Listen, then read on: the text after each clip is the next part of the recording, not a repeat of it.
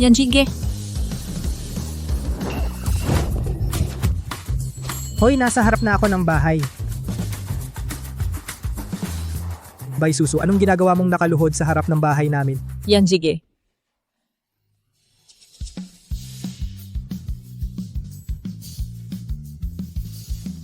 Tama si Daddy nga, pero itong babae, hindi si Mommy.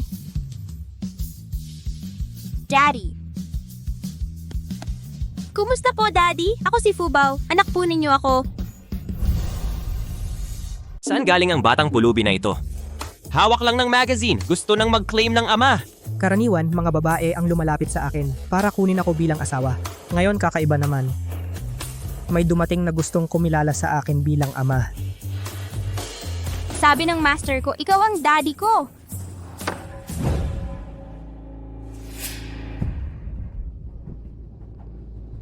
Bye, Molly. Akin lamang si Kuya Yanzi. Dapat kayong mamatay, ikaw at ang bata.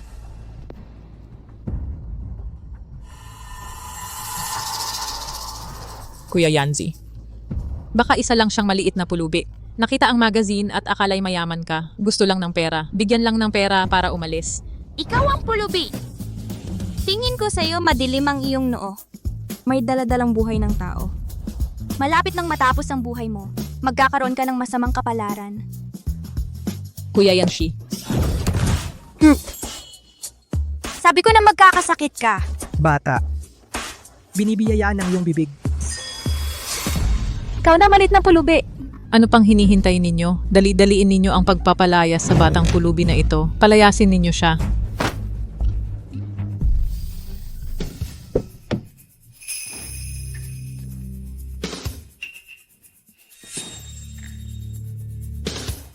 Ang dami-daming nangaapi sa isang maliit na bata.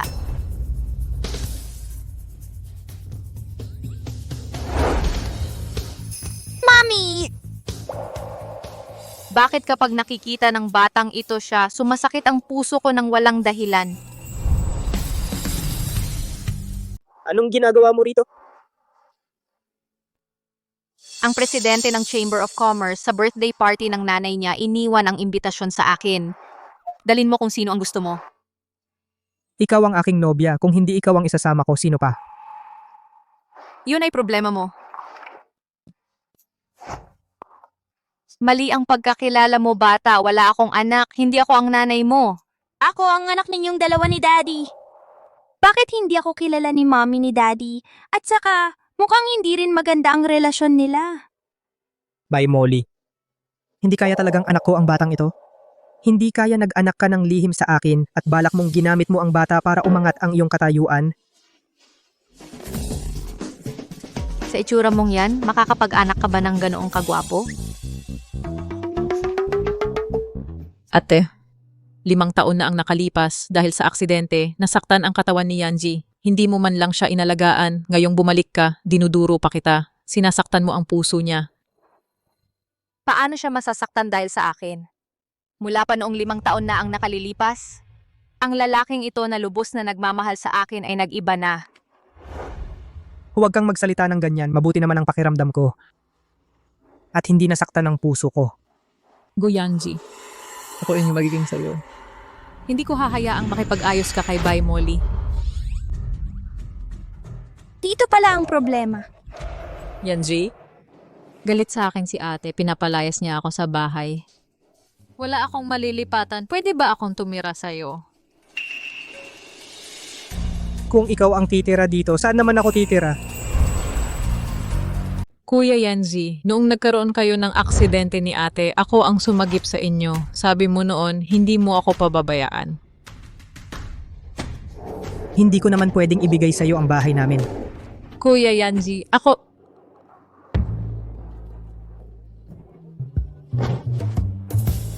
Bakit bigla na lang siya hinimatay? Huwag kang mag-alala, Daddy. Magaling ako sa panggagamot. Gagaling siya agad.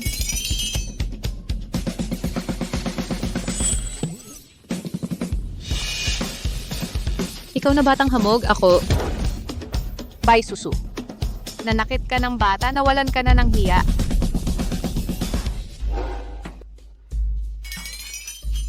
Kuya Yanji, hindi ko maigalaw ang kamay ko. Tingnan mo, hindi ko maigalaw ang kamay ko. Daddy, tingnan mo siya. May lakas pa siyang manakit. Nagkukunwari lang yan. Ikaw na batang.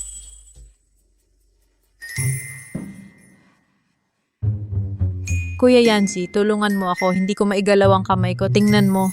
Ano pang hinihintay ninyo? Doktor ako, kaya kong magsagip ng buhay dalhin sa ospital. Kuya Yancy, kayong lahat.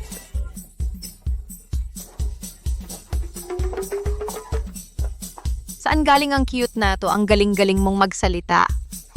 Mahal din kita, Mommy. Daddy, dapat maging tapat ka. Malinis ang konsensya ko. Hoy, hindi ah. Kaninong anak ka ba talaga? Ako ang anak ni Daddy at Mommy. Daddy, Mommy, uwi na tayo. Alamin natin ang pagkakakilanlan nitong bata.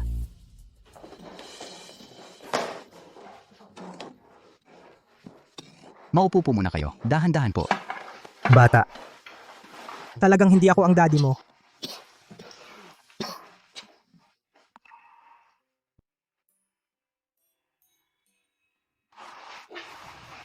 Hindi mo ba nilagyan ng lason yan?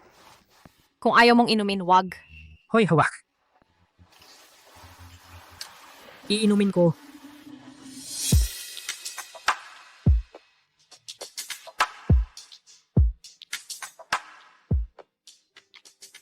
Kakaiba. Hindi naman talaga mahina ang katawan ni Daddy dati. Pero noong mga nakaraang taon, nagkasakit siya ng malubha o kaya'y nasugatan ng malala. 5 taon na ang nakalipas na aksidente ang binata. 1 taon siyang nahimatay bago nagising. Pagkagising niya, ganyan na ang kanyang itsura. Hindi lang ang kanyang katawan ang nagbago dahil sa aksidente. Patungo na rin ang kanyang puso.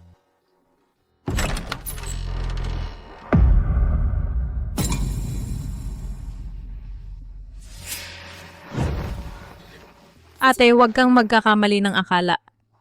Nang nakahimatay si Kuya Yanji, ako ang laging nag-aalaga sa kanya. Nahulog ang loob niya sa akin. Ayos lang naman yun, di ba? Hoy, Bay Molly, ano ba ang ibig mong sabihin? Gusto mo bang mamatay na ako agad para matapos na ang kasunduan natin at maghanap ka ng ibang lalaki? At maghanap ka ng ibang lalaki?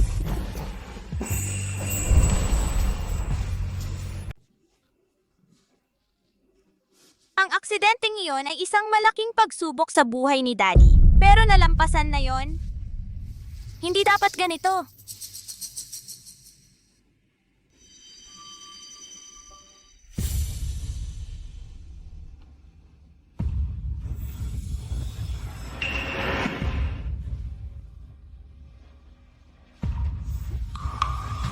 Daddy, sino naglagay nito dito? Yun ang lolo ko. Mamahaling koleksyon niya yan. Bago siya umalis, sinabing bawal galawin ng kahit sino.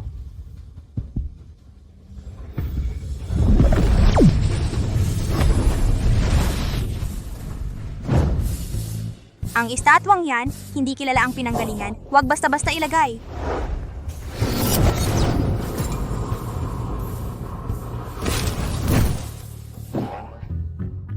Huwag mo yang galawin. Sa lolo ko yan. 10 bilyon ang halaga niyan.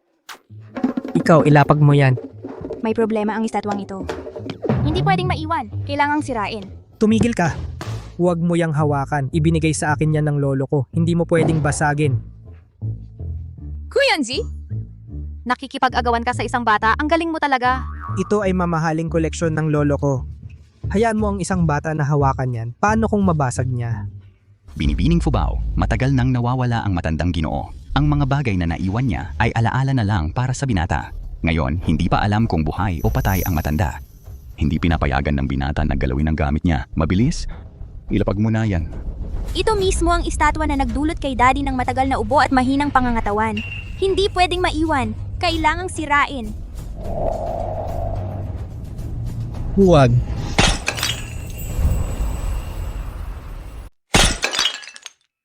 Ito. Lolo.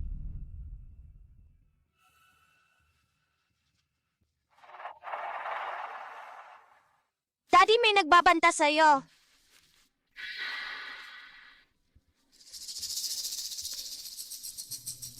Naiposisyon ito sa isang kitang-kitang lugar nang hindi napapansin, tiyak na kapamilya ang may gawa. Ito? Paano mo nalaman? Dapat mong imbestigahan kung sino ang may balak sa'yo. Ang masamang bagay na ito tiyak na hindi kay Lolo. Papaimbestigahan ko ito kaagad. Daddy, may gumagamit ng mahiwagang bagay para pahirapan ka. Kaya nitong mga nakaraang taon, palagi kang may sakit at lumalala ito. Daddy, hindi ka aabot ng 3 taon. Fubao? Siya ngayon? Mommy, huwag kang mag-alala. Nawasak na ang sumpa. Mula ngayon, hindi na si Daddy uubo o masasaktan. Talagang hindi na ako umuubo. Dati, kapag humihinga ako ng malalim, tiyak na uubo ako. Mommy, Daddy, habang nandito ako, mawawala ang masasamang tao at hindi lalapit ang masasamang espiritu. Ang bait-bait mo, Fubao. Sayang, hindi kita anak. Fubao, tunay na isang malit na swerte. Mukha rin siyang katulad ng magiging anak ni Master at ni Miss Bai. Ako ang anak ninyong Mommy at Daddy. Bumaba ako rito para hanapin kayo. Hindi na ako si Fubao na walang nagmamahal na bata. Naniniwala si Fubao na kami ang kanyang mga magulang. Ano ba talaga ang nangyayari? Hindi ko alam. Hindi pa ako nagkaanak. Maliit na Fubao, gusto kita bilang ate, pero hindi ako ang iyong mommy. Magkadugtong pa rin ang ating kapalaran at tiyak na tutulungan kitang hanapin ang iyong mga magulang. Bakit hindi ako naalala ni Mommy? Bakit hindi na ako naaalala ni Mommy? Bata.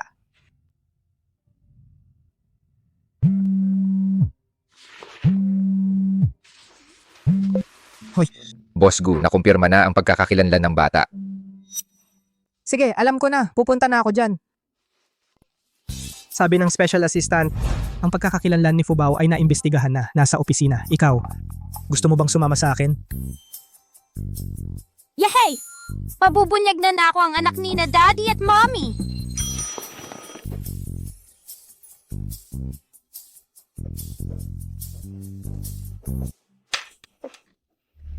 By Molly.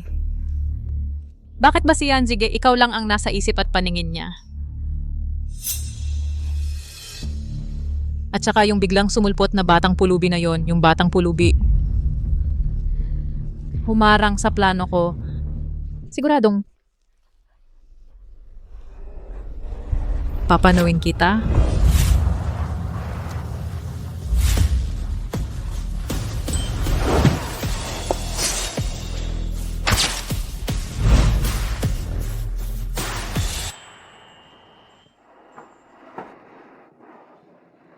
By Molly, ang mga ekspresyon ninyong dalawa magkamukha talaga.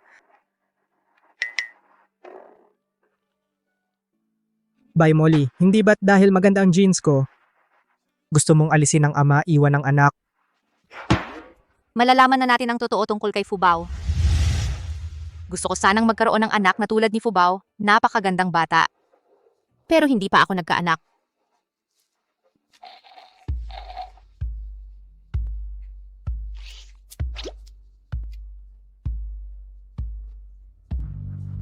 Gusto kong uminom. Daddy, mukhang masarap yan. Gusto uminom ni Fubao. Hintay ka.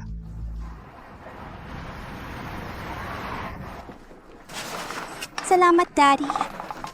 Ayoko uminom. Sinong nagsabing para sa'yo ito? Akin ito.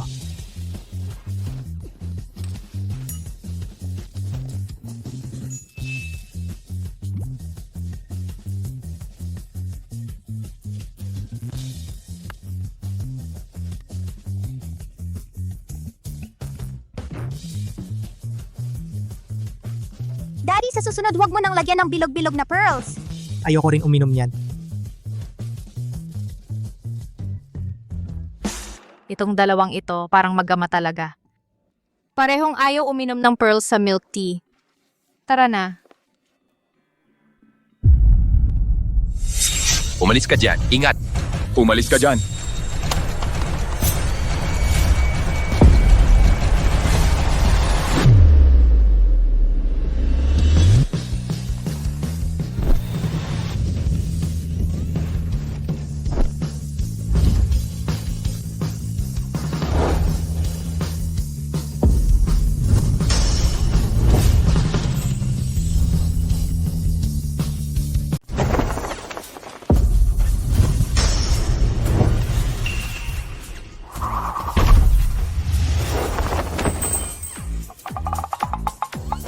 Madali lang yan.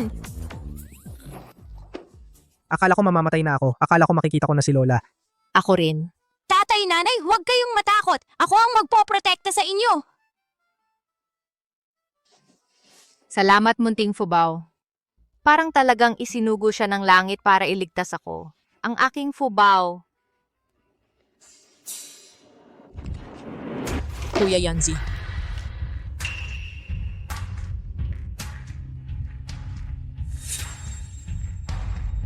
Kuya Yanji, bukas ng gabi kaarawan ng ina ni Chairman Chen ng Chamber of Commerce.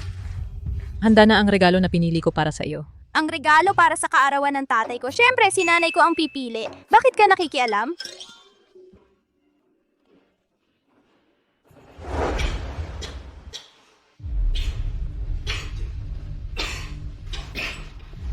Uminom ka muna ng tubig. Kuya Yanji, naghanda ako ng eskultura sa Jade. Bukas ay ang kaarawan ni Jigu. Ito na lang ang ibigay mo bilang regalo. Ate, nandito ka lang, hindi ka marunong mag-alaga, hindi ka rin makakatulong kay Kuya Yanji sa paghahanda ng regalo. Umalis ka na. Malamang gagawin niya ulit gaya ng dati at ipapasa ang trabaho kay Baisusu. Sa normal na kalagayan, ang mga regalo sa kaarawan ay inihahanda ng babaeng puno ng sambahayan. Nagkasundo na tayo 5 taon na ang nakalilipas. Ikaw ang magiging babaeng puno ng pamilyang Gu sa hinaharap. Baka ikaw na lang ang maghanda. Gagawin niya ulit yan gaya ng dati at ipapasa ang paghahanda ng regalo kay Bai Susu. Kuya Yanji, ang ina ng chairman, ay veterano sa larangan ng pagtatasa ng kayamanan. Mahilig siya sa mga pambihira at mahahalagang bagay. Ang aking guro ay isang bisita ng karangalan ng ina ng chairman. Marami siyang koleksyon. Si ate naman, hindi marunong magtasa ng kayamanan at wala ring connection. Hindi ka ba natatakot na mapahiya siya? Hindi mapapahiya ang nanay ko. Tutulungan ko si nanay. Ikaw, Sige, bukas ako ang maghahanda ng regalo. Sa salo-salo bukas, isasama ko si Fubao. Sama tayo. Ang batang ito nga talaga ay isang fubaw. Iniligtas ako at napapayag pa si Molly na tulungan ako sa paghahanda ng regalo. Kung talagang anak namin ni Molly, ang ganda sana.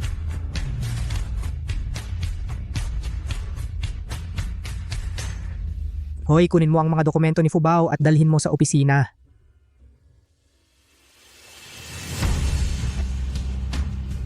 Ito ang mga dokumento ni Binibining Fubao. Ang mga magulang ni Fubao ay kayo talaga.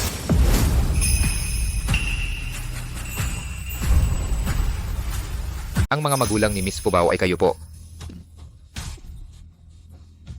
Ang katulong ninyo sa bahay. Nasa labas na po sila at naghihintay.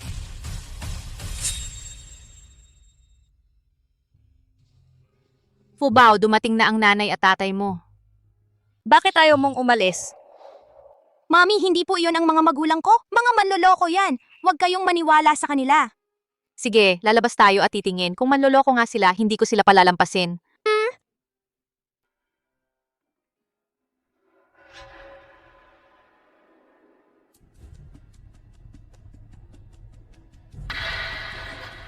Fubao. Nanay ko ho, hindi ba't sinabi ko sa'yo huwag kang magpapagalagala sa trabaho? Bakit ka na pa dito at nagtawag pa ng ibang tatay? Talaga namang bata ito. Paano ka nagkamali ng tatay? Halika na, sumama ka na sa amin. Mami, hindi po sila ang mga magulang ko. Hindi ko sila kilala. tingnan mo Yanji, ganyan talaga ang mga bata. Nag-aaway lang sa magulang. Narito na ang mga magulang niya. Dapat na nating pauwiin si Fubao kasama ng kanyang mga magulang. Oo nga po, tama po. Pasensya na po sa abala, Boss Gu. Aalis na po kami ngayon. Ikaw ang nanay ni Fubao? Opo, dinala ko siya sa trabaho tapos bigla na lang siyang nagwala sa opisina. Kanina, nang hawakan ko si Fubao, may nakita akong birthmark sa likod ng leeg niya. Hindi ba't nanay mo siya? Kung gayon, sabihin mo sa akin, pula ba ang kulay ng birthmark niya o itim? Birthmark? Siguro po ay pula. Sigurado ka? Hindi naman pula. Hey, ano ba yon? Maliit pa lang ang batang yon. Nagmamadali lang ang nanay niya. Nagmamadali lang. Naalala ko. Itim. Ay, itim. Fubao, sumama ka na sa amin. Tigilan mo yan, ikaw. Ay, Mga tao, hulihin sila, imbestigahan kung sino ang nagpasok sa kanila. Ay! Anong ginagawa mo? Ang lakas ng loob mo. Nangahas kang mandaya sa harap ko. Dalhin niyo at usisain. Hindi. Wag Fubao. Si Fubao ay talagang anak namin. Oh, Nagmamadali lang talaga ako. Mali ang sinabi ko. Tama. Oo, Kuya Yanji, baka nakalimutan lang nila. Parang gusto mo na umalis agad si Fubao. Bay Susu, ano ba talaga ang kinakatakutan mo? Ang talino talaga ng mami ko. Sasabihin ko sa inyo sa katawan ko, wala talagang birthmark. Mas mabuti sa inyo na magsabi ng totoo sino ang nag-utos sa inyo. Kung hindi, hindi. Awa naman. Kami ay tumanggap lang ng bayad para magtrabaho. May tumawag at pinagawa kaming magpanggap bilang magulang ng maliit na batang ito at dalhin siya, ipagbili. Ako, hindi namin alam kung sino ang kausap namin.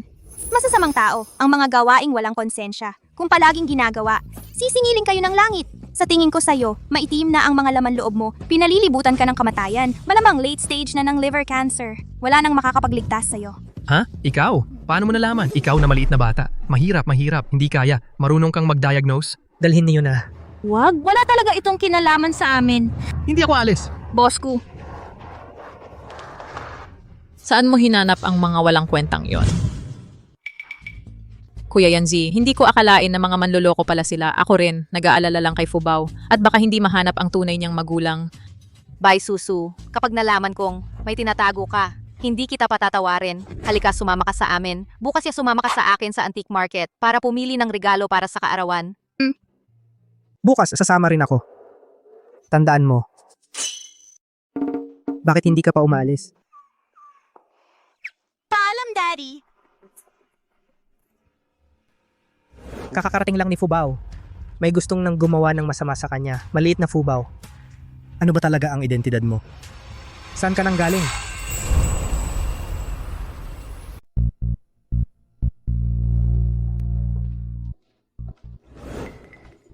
Guro, ang regalo para sa ina ng Pangulo. Pinapili pa ni Kuya Yanji si Bay Molly ng personal. Huwag kang mag-alala. Sa buong Haicheng, ang mga pambihirang kayamanan na karapat-dapat ay nasa kamay ng iyong guro. Guro, ang mga tao sa palengke ng Antigo ay dapat makinig sa inyo. Paano kung si Bay Molly ay nakabili ng peke o ng walang kwentang bagay? Ang mukha ng pamilya Gu ay siguradong mapapahiya dahil sa kanya.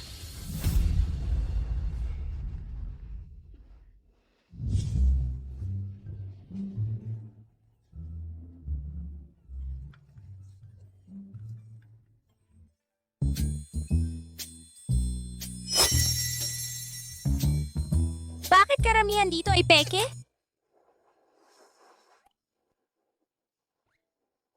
Daddy, umiip na ang hangin.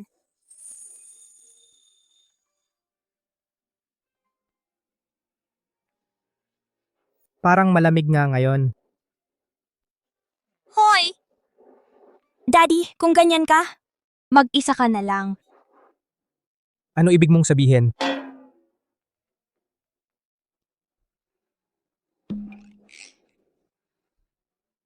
Hoy ganda, magaling ang mata mo. Ito ay magandang bagay na nakuha ko lang ngayon. Isang mangkok na keramika mula pa noong kanlurang Joe. Tingnan mo ang kalagayan. Perpekto ang pagkakapreserba. Kapag inilagay sa subasta, maaaring umabot ng daan-daang milyon.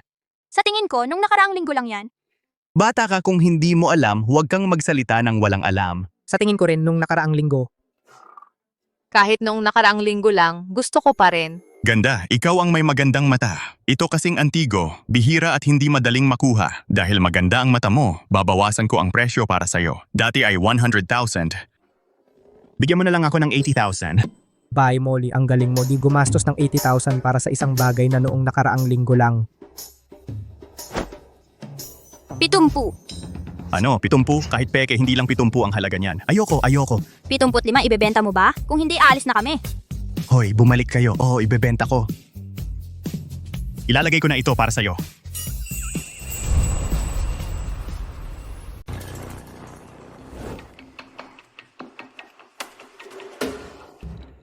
Yun ang sinabi ni Ginoong Chensan. Huwag talagang ibenta sa kanila ang tunay. Bayaw. Ang palengke ng Antigo ngayon, parang ang kakaiba ng pakiramdam. Sa Sabi nila, sinabi raw ni Ginoong Chensan na huwag tayong bentahan ng tunay na kalakal. Sino si Ginoong Chensan? Si Ginoong Chensan, ang guro ni Baisusu. Daddy, alam ko na, yung masamang babae na yon, puno ng masamang balak. Si Ginoong Chensan, siya ang haligi sa mundo ng Antigo. Kung siya ang nag-utos, mukhang wala tayong mabibiling maganda ngayon. Ngayon, kung hahanap tayo ng mga pambihirang kayamanan, siguradong hindi na aabot. Baka gusto ni Baisusu na tayo ang lumapit at makiusap sa kanya? Huwag kang mag-alala, Mami, may paraan si Fubao.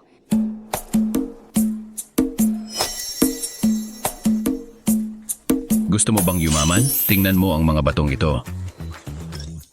Mommy, samahan kita maghanap ng magandang bagay. Lolo, magkano ang mga ito? Ito ba? Lahat ito ay mga hilaw na jade. Napakamahal. Kung bibilhin mo 100,000, isang piraso. Ang mahal naman. 1,000 piso bawat piraso. Bibili ako ng marami. 1,000? Sige, pero kailangan 10 piraso ang bilhin mo. Yayaman na ako. May nakilala akong tangang bata. Galing sa palengke ng sugal sa Jade. Mga batong basura na 5 piso lang ang halaga. Napagbentahan ko pala ng ganito kalaki. Gusto ko itong... Ito at ito rin. Fubao, ang mga batong ito halatang walang halaga. Pwede kaya ito? Tatay, maniwala ka sa akin. Sige, basta masaya ka. Mga tanga ba ang mga to? Yung bato nilaw mo, kahit ibigay sa akin, ayaw ko. Gagastos pa ng ilang pong libo para bilhin. Ay nako, ang tatanga. Ang yayaman naman. Ang mga sirang batong yan, kahit sa daan, masakit sa paa. Mga tangang to, gumastos pa ng malaki para bilhin. Mama, tapos na tayong bumili. Uwi na tayo. Sige.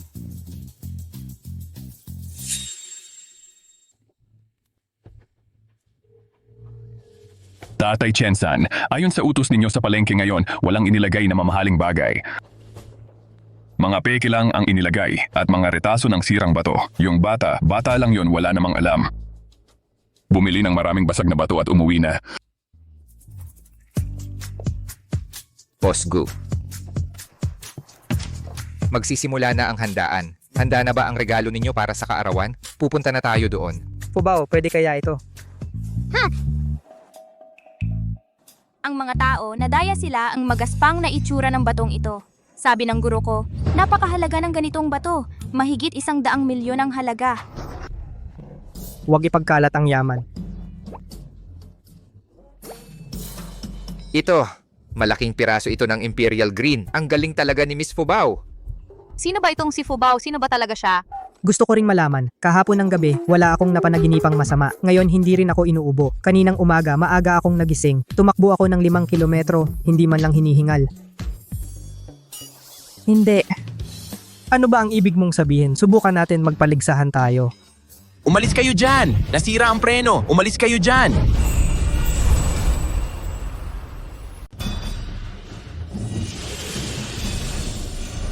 Tabi, sira ang preno. Tabi!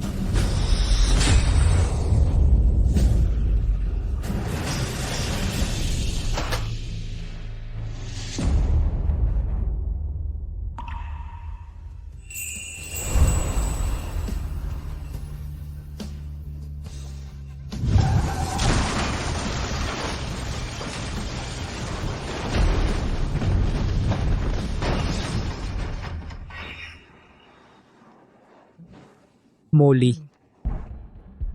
Ano ba talaga ang nangyari noon? Bakit hindi ko pa rin maalala? Mommy, anong nangyari sa'yo? Ayos lang ako. Ikaw pa? Boss Gu, Boss Bai, malapit nang magsimula ang handaan. Dali, pumunta na tayo. Sige.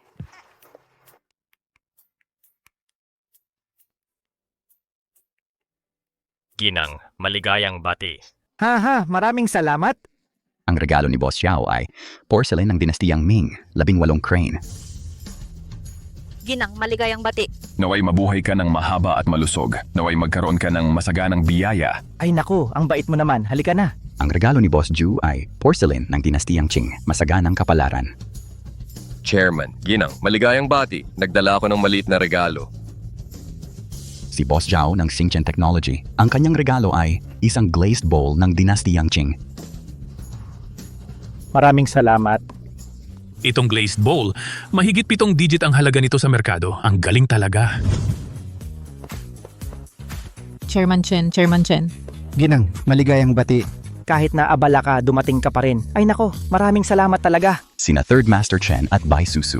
Ang kanilang regalo ay isang collection ng Dragon Stamp. Walang katumbas ang halaga. Diyos ko, Dragon Stamp. Naglabas talaga ng malaking halaga si Third Master Chen. Naalala ko, itong maliit na Dragon Stamp sa subasta noong nakaraang taon ay nagkakahalaga ng 50 milyon. 50 milyon. Halika rito.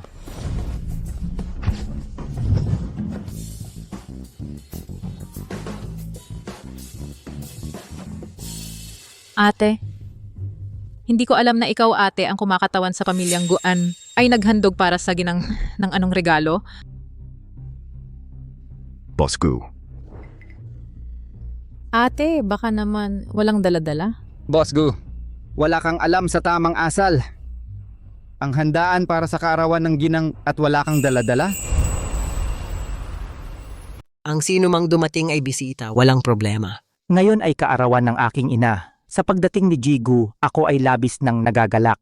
Bagaman ang pamilya Gu ang pinakamayaman, ngunit sa pagdalo sa kaarawan wala man lang regalo, parang hindi nirerespeto ang may-ari. Totoo yan. Si Chairman Chen ay acting chairman ng negosyo. 5 taon siya sa abroad at ito ang unang beses niyang umuwi para mag-host ng malaking salo-salo. Jigu, ang ginawa mo talagang hindi mo siya pinapahalagahan. Chairman Chen, nagkakamali kayo. Chairman Chen, iginagalang ka ni Brother Yanji. Ang regalo sa kaarawan ay inihanda ng ate ko. Posibleng nakalimutan niya. Bai Susu, magaling ka talaga sa paghihiwalay ng mga tao. Sino ang nagsabing hindi kami naghanda ng regalo? Ang maliit na selyo mo ba ay mahalaga? Bata? Bata ka pa, wala kang alam kaya matapang ka. Ito nga ang Dragon Stamp ng Qing Dynasty, bihira sa buong mundo at isa ay nagkakahalaga ng 50 milyon.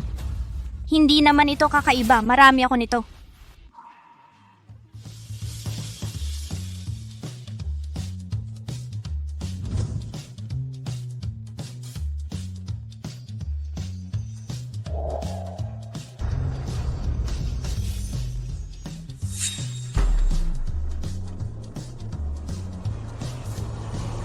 Ang daming Dragon Stamp. Ang halaga nito ay lampas sa 1 bilyon. Hindi ito maaaring totoo. Ang Dragon Stamp sa buong mundo ay hindi lalampas sa 30 piraso. Paano ka nagkaroon ng napakarami? Bata. Maari bang tingnan ito ng lola? Ito. Master, peke ito. Siya ay isa lamang batang pulubi na hindi alam ang pinanggalingan. Wala man lang 100 piso sa katawan. Paano siya magkakaroon ng Dragon Stamp na nagkakahalaga ng higit sa 10 bilyon? Nene, paano mo ito nakuha? Ginagamit po ito ng guro ko bilang pambuklat ng libro. Aray nene, ikaw namang bata, ang lakas ng loob mo sayang. Peke lahat ito. Tatay Chen, sigurado ka bang peke lahat ito? Peke lahat ito? Sa tingin ko hindi eh. Pwede kang kumain ng basta-basta pero hindi pwedeng magsalita ng ganyan. Ginoong Chen, hindi mo man lang sinuri, peke na agad ang sabi mo. Masyado kang padalos-dalos. Ang guro ko ay isang dalubhasa sa pagkilala ng mga antigo. Sa buong mundo maliban kay Lolo Hong na nagretiro na ang guro ko na ang pinaka-autoridad. Kapag sinabi niyang peke talagang peke iyon. Hampa ko ang autoridad sa larangang ito. Kapag sinabi kong peke talagang peke iyon. Magbigay ng peking regalo sa isang handaan, Ginoong Gu, parang hindi nirerespeto si Ginoong Chen. Totoo nga. Isang pinakamayamang tao nagbigay pa ng peke. Kitang-kita namang sinadya niya. Tama, kahit na si Ginoong Gu ang pinakamayaman, pero si Ginoong Chen ang presidente ng samahan ng mga negosyante. Kung ako ang nasa kalagayan niya, kung may mga has na gumulo sa handaan ng aking ina, paaalisin ko siya sa handaan. Ginong Gu, kaarawan ng aking ina ngayon, hindi ka welcome dito. Umuwi ka na lang, mga tauhan. Palabasin. Tigilan ninyong lahat. Tunay. Lahat ito ay tunay. Ano? Ito. Ito. Talaga. Tunay palang lahat. Sabi ko na nga ba? Totoo talaga. Totoo. Ako. Ito. Totoo ito. Oo nga, lahat ay totoo. Itong batang babae, hindi karaniwan ang pinanggalingan. Sa murang edad, sa kanyang mga kamay, ay napakaraming mahahalagang koleksyon. Ano ba yan? Marami pa akong magagandang bagay mula sa aking guro. Marami pa. Bye, Molly. Bakit ba sa tuwing, ay napakaswerte mo. Naku, lahat ay totoo. Ang batang ito ay may halagang lampas sa 1 bilyon. Bata, nagbigay ka rin kay Lola ng dragon stamp bilang regalo? Siyempre hindi. Paano ko ibibigay ang ganitong walang halagang bagay? Gusto ko talagang makita kung ano pa ang maibibigay yung mahalagang bagay.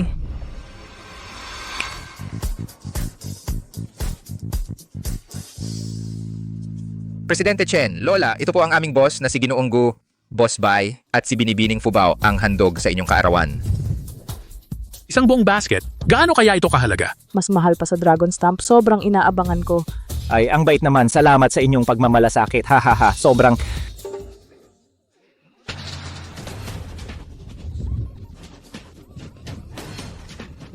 Sandali, anong sinabi mo kanina? Mas mahal pa sa dragon stamp ang basket na ito ng mga walang kwentang bato? Tagapangulo Chen. Gu Yanji sadyang inaapi ka niya. Napakagandang dragon stamp. Pero hindi sa iyo ibinigay kundi mga sirang bato ang ipinadala. Parang hindi niya kayo at si Madam ang pinahahalagahan. Boss Gu, ano ba talaga ang ibig mong sabihin? Parang bulag ka at walang mata. Hindi ko alam kung paano ka naging authority sa pag-appraise ng Antigo. Tama. Hoy!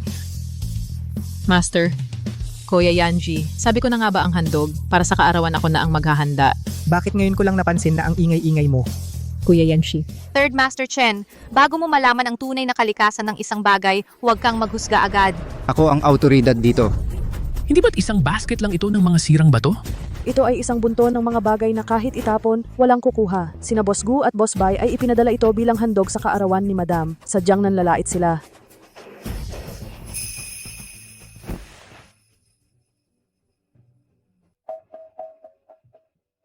Ito lang ang mga sirang bato na binili ninyo sa antique market. Hindi nyo ba iniisip na ang mga sirang batong ito ay may laman na mahalaga? Kung may mahalagang laman talaga ito, luluhod ako at magmamakaawa sa iyo. Grabe naman ang pustahan. Sinabi mo yan ha? Naririnig ng lahat. Matatalo ka. Kailangan mong humingi ng tawad sa nanay ko nang nakaluhod. Sinabi ko yan. Kung may mahalagang laman talaga ito, luluhod ako at hihingi ng tawad.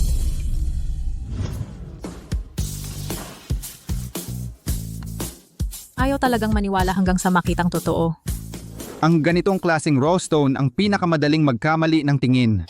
Sa ibabaw pa lang makikita mong ordinaryong bato lang ito. Wala itong kahit meron man, hindi rin ito mahalaga. Anong klaseng basurahan ka ba? Ang yabang mo. Kung mapahiya ka ulit dito, sa larangan ng pag-a-appraise, wala ka nang pupuntahan. Guyanzi, kung ang batong ito ay may laman na mahalaga, ako ay hihinto na sa pag-a-appraise. Hintayin mo lang.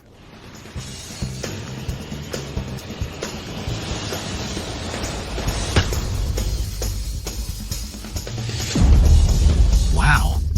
Imperial Green Jade! Imperial Green. Ganito kalaki, isang perpektong Imperial Green, isang piraso lang, 100,000,000 na ang halaga. 100,000,000. Imposible. Hindi ako maaring nagkamali. Guro. Paano ito nangyari? Mga dekada kong karanasan sa pag-a-appraise pa ay natalo ng isang bata. Ang batang ito ay talagang hindi pangkaraniwan. Isang ordinaryong bato lang ay naglabas ng Imperial Green? Mayroon pa! Wow! Royal Purple. Royal Purple pala ito. Mas bihira pa ito kaysa sa Imperial Green kanina. Wow! Wow! Wow! Full show multicolored jade. Wow. Guro. Diyos ko, anong klaseng swerte ito? Ang Fulu Show ay walang katumbas na halaga. Siyempre naman. Talagang karapat dapat sa mga pamilyang Gu at Bai. 2 dakilang angkan. Ang regalo ay 10 bilyon ang halaga. Henyong, ang batang ito ay talagang henyo sa pag-a-appraise. Himala. Guro. Umalis na tayo. Ginong Chen-san, huwag kang umalis. Kanina sa harap ng lahat ay sinabi mo. Kung ang mga batong ito ay naglabas ng mamahaling bagay, alis ka sa mundo ng pag-a-appraise. Guyanji, huwag kang masyadong mayabang bata. Ito, kombinasyon lang ng mga pangyayari ito. Isang buong basket na kombinasyon, subukan mong mangyari yan ng kombinasyon lang. Ang isang salita ay hindi na mababawi, tulad ng 4 na kabayong tumatakbo. Mag-resign ka na sa pag-a-appraise, huwag ka nang magpahiya. Bye, Susu. Meron ka pa bang... kailangan, Day? Oo nga. Kanina, sinabi mo, naluluhod ka sa nanay ko at magmamano. Tama. Tama. Oo nga. Tama. Ate, alam ko na ang pagkakamali ko. Patawarin mo na ako ulit. Ikaw ang may sabi niyan, walang pumilit sa'yo. Kuya Yanji, ako. Isipin mo na lang nung iniligtas kita at inalagaan kita noon. Tulungan mo ako. Maraming tao ang nakatingin. Susu, dapat panindigan mo ang sinabi mo. Gusto ko sanang tulungan ka. Pero narinig na ng lahat, hindi kita pwedeng hayaang maging traidor, hindi ba? Narinig namin lahat. Lumuhod ka! Bay Molly, ang paghamak na ginawa mo sa akin ngayon, babayaran ko ng higit sa 100 beses. Lumuhod ka. Marami kayong nanlalait sa isang dalagita. Hindi ba't sobra na yon? Chairman Chen, kaarawan ng matanda, bakit hindi mo ako sinabihan? Sino ang nag-imbita sa'yo? Hindi kita inimbitahan. Siya yung bunsong anak na pinalayas ng matandang Gu. Tiyuhin ni President Gu. Tio, sinabi ni Lolo, hindi ka na pwedeng pumasok sa Haicheng. Yanzi, ilang taon na ang nakalipas, lumaki ka na pala ng ganito. Umalis ka. Sinabi ng dating chairman, hindi ka welcome sa Haicheng Group. Mga tauhan, palayasin nyo siya. Sandali. Ikaw lang naman ay acting chairman. Ang Haicheng Chamber of Commerce, Jade ang kinikilala, hindi tao. Ngayon nasa akin ang chairman's token. Bumaba kayong lahat. Ang kakaiba naman ng taong to. Bakit peking jade ang hawak niya? Hoy, Yanji. Ibinigay sa akin ng matanda ang selyo ng Pangulo. Nasa akin na ang Grupo Gu. Ibigay mo na yan ng maayos. Sisiguraduhin kong mamuhay kang maayos sa Haicheng, wala kang kailangang problemahin. Ilang taon nang nawawala si Lolo, may kinalaman ka ba? Nasaan na ba talaga si Lolo? Masama! Siya yung sinasabi kong cute.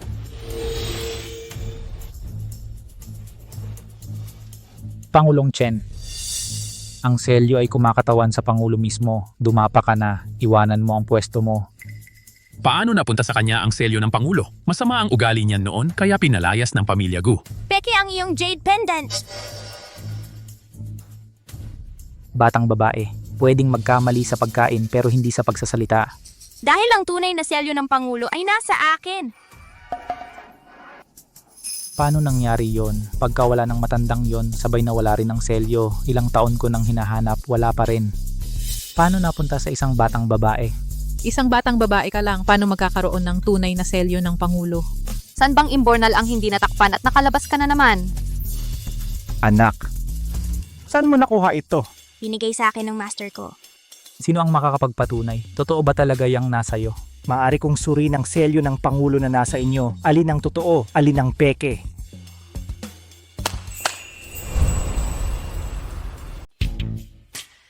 Ang tunay na selyo ng chairman, isang piraso lang ito sa buong mundo. Ito ay gawa sa isang bihirang-bihirang jade na lumalangit-ngit ang inukit. At ang jade na ito ay halos kapareho ng ordinaryong Hetian jade. Ngunit kapag inilagay sa tubig, tumutunog ito parang angal ng dragon. Peke o tunay? Subukan lang. Isang batang wala pang alam. Paano mapupunta sa kanya ang selyo ng chairman? Peke ang hawak niya sigurado. Sa tingin ko, tunay ang kay Gu Xiao. Kung tutuusin, si Gu Xiao ay anak ng dating chairman. Posible namang makuha niya ang selyo mula sa ama niya. Ay, ang cute-cute mo. Huwag ka nang magpahiya. Ang selyo ng chairman, paano mapupunta sa isang batang pulubi na tulad mo? Kaninong aso to ang baho ng bibig mo nang gagambala ka pa ng hangin? Peke o tunay, subukan lang. Anong problema? Natatakot ka? Ayaw mong isubo? Isubo mo, isubo mo, isubo mo, isubo mo. Isubo mo, isubo mo, isubo mo, isubo mo. Tunay ang selyo ng chairman ko. Hindi ko kailangan gawin ang walang kwentang test na to.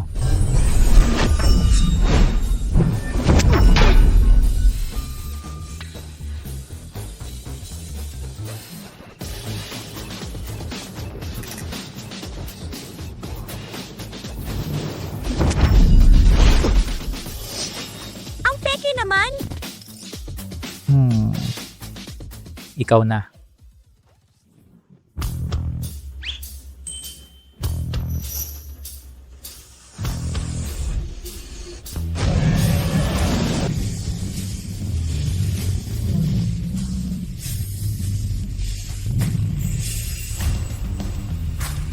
Totoo ito. Lumitaw na ang order ng presidente. Tingnan ninyo, lumitaw na ang order ng presidente. Paano ito nangyari, ang maliit na ito? Ay may hawak pala ng order ng presidente. Hindi siya pwedeng mabuhay. Talagang hindi na siya pwedeng mabuhay. Ano, hindi naging epektibo ang peking order ng presidente na ginamit mo para manloko, ngayon bata pa ang gusto mong apihin? Umalis na tayo.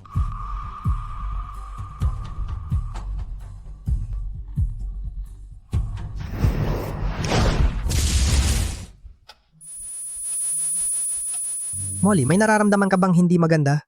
Wala, okay lang. Nanay, parang masamang tao yung lalaking yun. Lumayo kayo sa kanya, ikaw at si tatay. May masamang hangin sa katawan ng taong yun. Kitang-kita na marami na siyang nagawang masama. Maliit na fubaw. Ito. Molly, Yanji. Hindi ko inakalang magkakaroon kayo ng napakagandang anak na babae. Naalala ko pa noong 5 taon ang nakalipas. Nang ako'y papunta sa ibang bansa, sakto kong nasaksihan na naaksidente kayong dalawa. Noon ako ang nagdala sa inyo sa ospital. Noon sabi ng doktor na buntis na si Molly. Noon akala ko rin na siguradong hindi magiging buhay ang bata. Hindi ko inakala na makalipas ang 5 taon ay ganito nakalaki na ang bata. Buntis?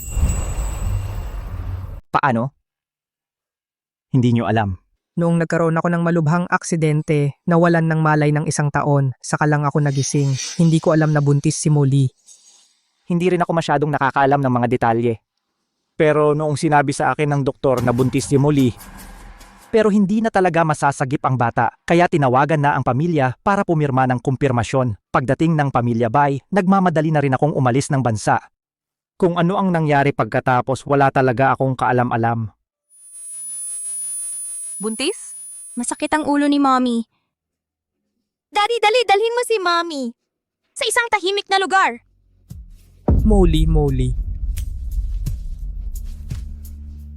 Nitong mga nakaraang taon, ano ba talaga ang ginawa ko? Nabuntis siya at nagkaanak, hindi ko man lang alam. Yanji, dali, kargahin mo si Molly at sumunod ka sa akin.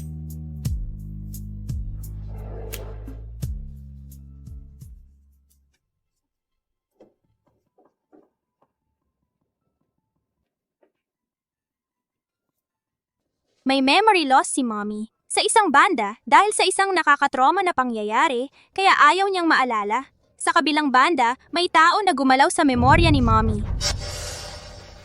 Ganun ba?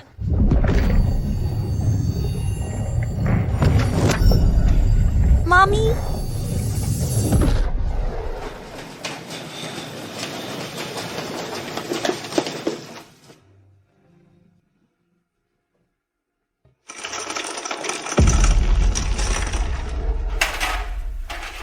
Anak ko. Maaring buntis ang nasugatan. Magpa-schedule agad ng pagsusuri at tawagan ang pamilya. Maaring hindi masagip ang bata. Anak ko.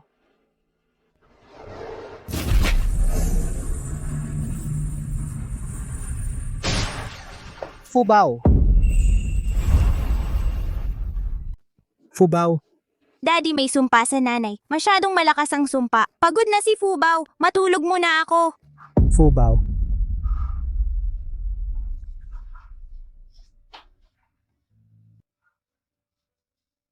May gumalaw sa alaala ni Molly. Sino kaya?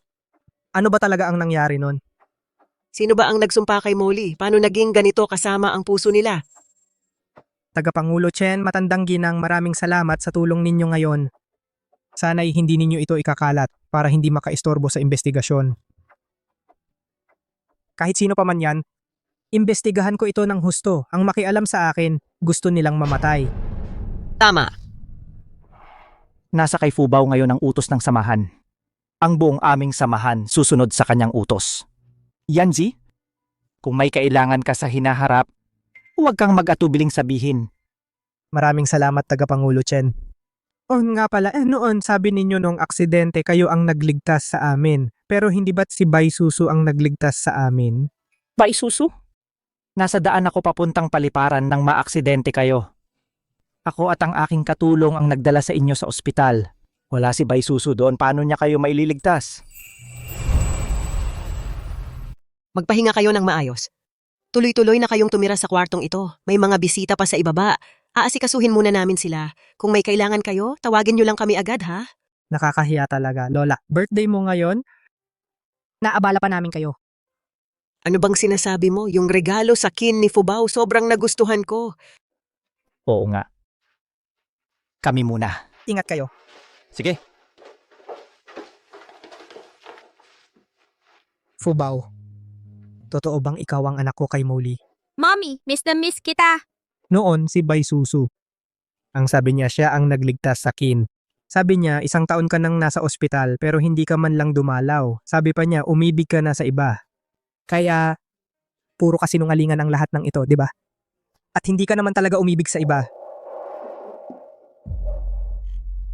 Kuya Yanzi, nagising ka rin. Ginoo, si Miss Bai Susu po ang nagligtas sa'yo sa aksidente. 1 taon niya kayong inalagaan ng maigi. Nagising ka rin talaga. Dapat kayong magpasalamat ng lubos kay Miss Bai. Nasaan si Molly?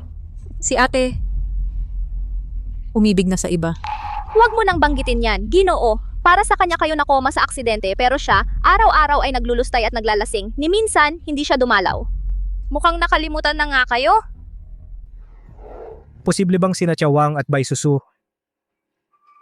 ang nagtutulungan para lokohin ako?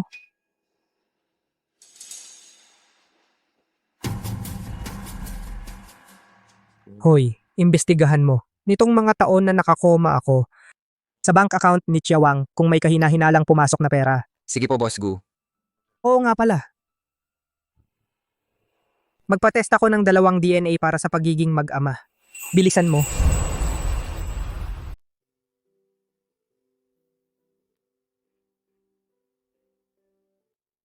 Palang-pala kapag natutulog si Fubao, napakabait. Nanay. Matulog ka muna ulit. Nanay, may naaalala ka na ba?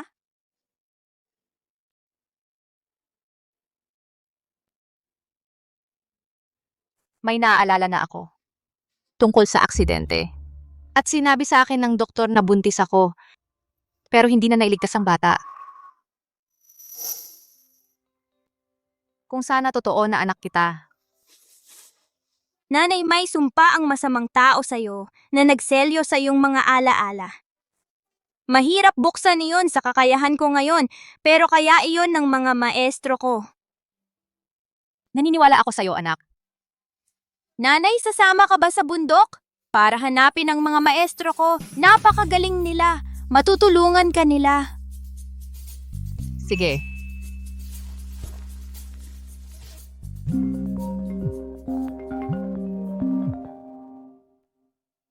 Presidente Bai, nagwala ang ama ninyong si Bai Zhenxiong at pinilit kami na gamitin ang kanyang supplier, hindi kami pumayag kaya sinira niya. Ang inyong lamesa. Presidente Gu, pagkagising ni Ginong Bai Molly, dinala niya si Fubao sa Bai family. Hindi ba't nag-iwan ako ng sulat para sa kanilang dalawa para tawagan nila ako pagkagising nila? Hindi nagkakasundo si Ginong at Molly at Bai Zhenxiong kailanman. Noon ang matandang Bai ay nilampasan si Bai Zhenxiong at direktang ibinigay ang mana kay Gingstime Molly. Galit na galit si Bai Zhenxiong mula noon. Paano kung... Pupunta na ako ngayon.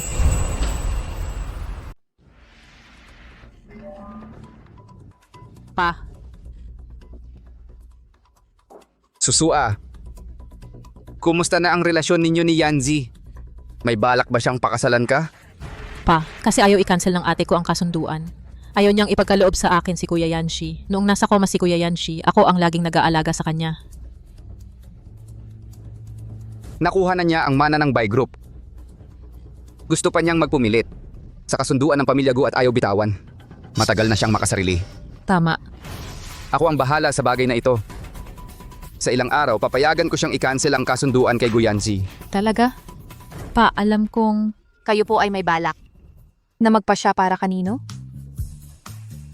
Pa, ito yung maliit na hayop na ito. Ito si Bai Molly. Hindi alam kung saan niya nakuha ang maliit na hayop na ito. Niloko niya ang lahat.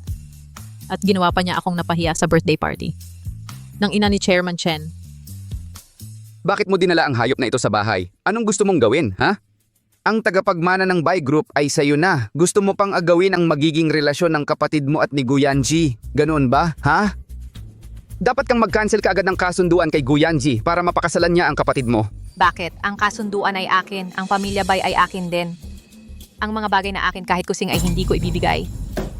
Napakasakim mo, kapatid mo siya. Sino ang kapatid ko? Ako lang ang anak ng nanay ko. Si Gu Yanji ay talagang ayaw kang pakasalan. Eh bakit ka pa nagpupumilit, ha? Ikaw, walang utang na loob. Ikaw ang nagdala ng kahihiyan sa pamilya Bai.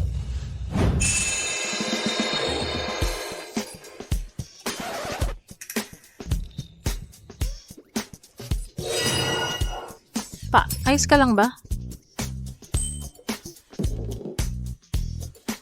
Ate, 1 taon sa koma si Kuya Yanshi. Ni minsan ay hindi ka nagpakita. Ako ang laging nag-aalaga sa kanya. Alam ninyo ni Papa na kami na.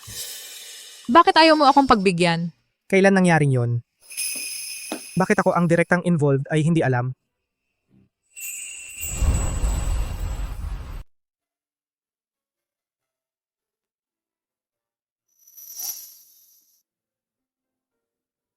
Kuya Yanji, hindi ako. Nakumatay ka sa aksidente, ni minsan hindi ka man lang dinalaw ni ate. Nagtago siya, nawala na lang. Ako lang kasi... Ano lang?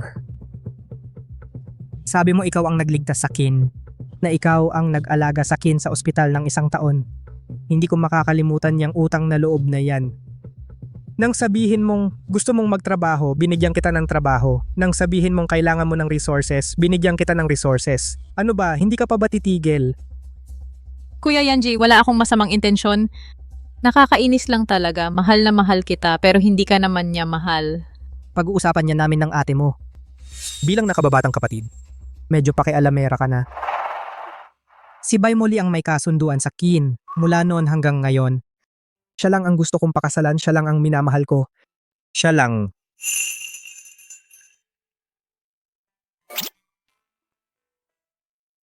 Kung bakit hindi ko pa natutuloy ang kasunduan?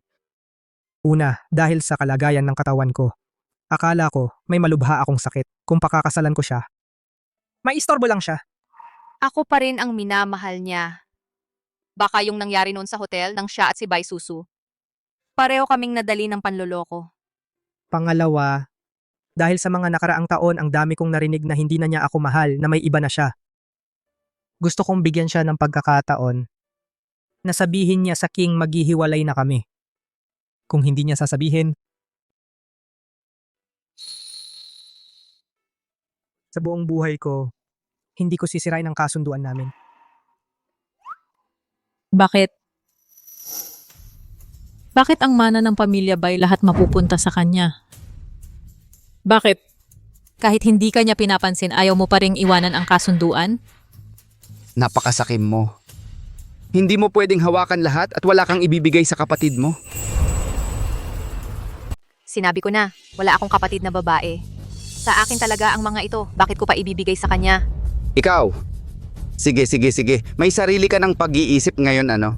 Pumunta ako rito ngayon ay para lang sabihin sa'yo, ang pamilya Bai ay ako na ang masusunod ngayon. Kung maglakas loob ka pang pumunta sa kumpanya at mag-ingay, huwag mong sisihin kung hindi ko na isaalang-alang ang pagmamahal ng ama at anak. Tatay, tingnan mo siya. Bumalik ka rito! Tumigil ka! Bumalik ka rito!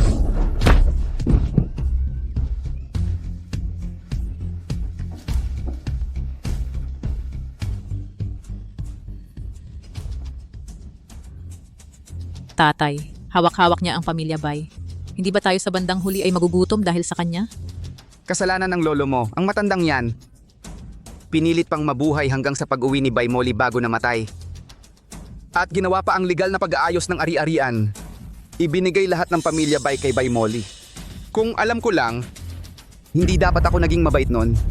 Tatay, hindi pa huli ang lahat, samantalahin habang siya at si Guyanji ay hindi pa ikinasal. Ang unang tagapagmana ng mana ay kayo. Pag-isipan ko muna. Tatay, huwag ka nang mag-atubili, nakita mo naman. Ang batang pulubi sa tabi ni Bay Molly hindi kilala ang pinagmulan at medyo may kakayahan. Kapag naalala niya na nagbuntis siya at nagkaanak, naalala niya ang pagkatapos ng aksidente, ang ginawa natin sa kanya, tiyak na hindi niya tayo pahihirapan. Tatay? Kung hindi ka magiging brutal, hindi ka tatagal. Huwag na siyang magreklamo sa atin. Masyado siyang ganid, masyadong mabagsik ang kanyang mga paraan. Tatay, ikaw ang bahala kay Bay Molly, ako ang bahala na papuntahin ang aming maestro para ayusin ang batang yon at si Guyanji, lahat ng ari-arian ng pamilya Bay ay sa atin lamang. Guyanji, ikaw ang nagpilit nito sa akin. Hindi ko naman sana gustong gawin ito sa'yo. Sayang. Matigas ang ulo mo.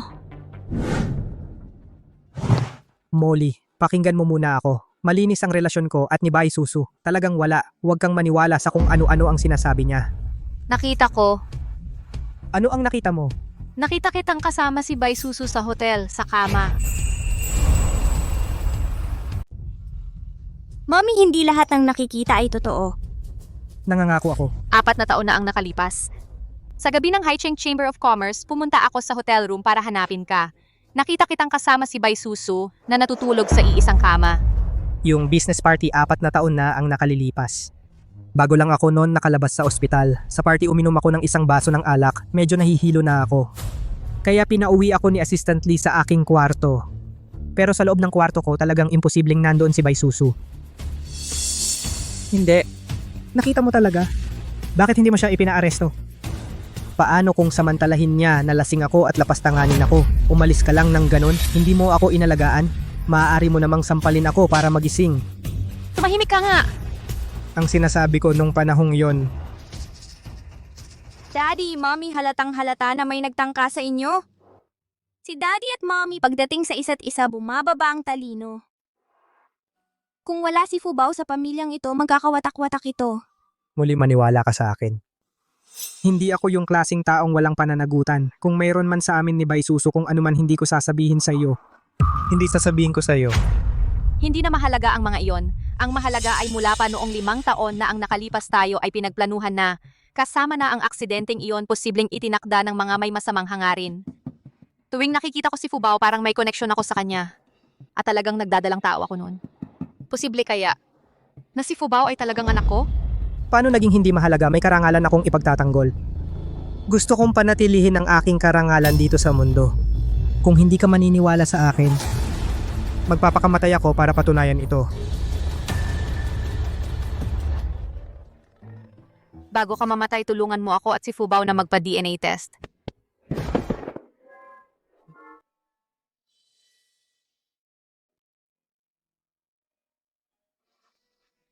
Yung DNA test pinagawa ko na. Ibibigay ko sa iyo agad kapag lumabas na ang resulta.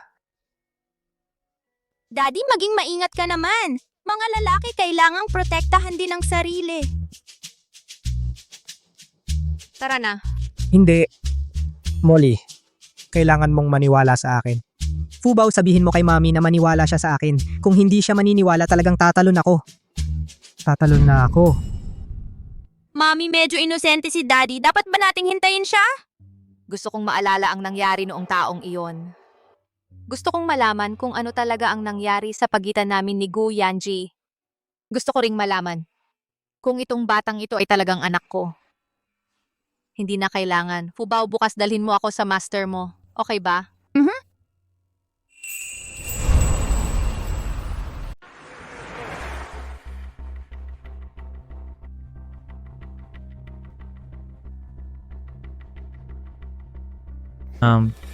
Hindi mo pa kayang harapin ang isang batang babae. Talagang wala kang kwenta. Hindi basta-basta ang munting ito. Nakita mo na rin, nasa kanya ang token ng presidente. Sa kanyang presensya, mas mahirap para sa'yo na kalabanin si Gu Yanji. Mas mahirap. Ang munting ito, may talino na nga kaya pala nagawa niyang sirain ang blood curse na inilagay ko kay Gu Yanji. Kailangan nating alisin sila agad. Ang bahagi ni Bai Molly asikasuhin ng tatay ko. Ang munting ito ay ipapasa ko na sa'yo.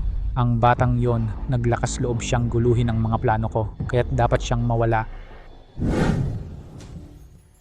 Mommy! Nakatira sa bundok ang mga master ko. Aakyat tayo. Ang mga master. Tiyak na matutulungan ka nilang maibalik ang memorya mo. Sige, akyat tayo. Sino kayo?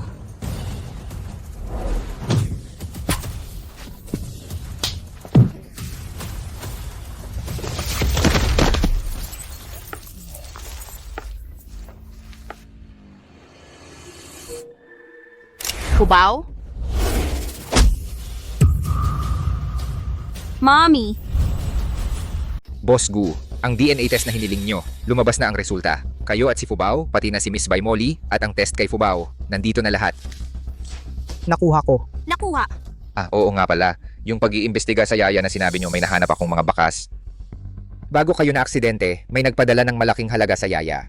Ginamit niya para sa pag-aaral ng anak niya sa abroad. Alamin kung sino ang nagpadala. Ito ay si, yung pinalayas ng matandang Gu sa pamilya, ang bunsong tiyuhin nyo. Si Gu Xiao. Hawakan ng yaya, gusto ko siyang makausap. Sige.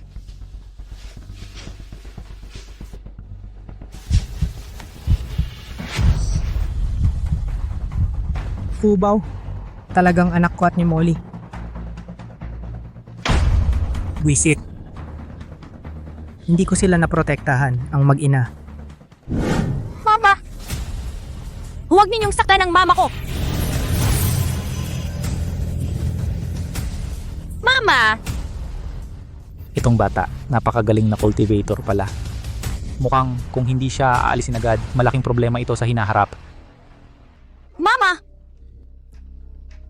Fubao, okay lang ako. Huwag kang mag-alala. Nagsimula na siyang pumatay ng mga saksi. Mukhang desperado na siya. Mama, may laso ng palaso. Mama, may baydudan ako, Mama. Hindi kita pababayaan.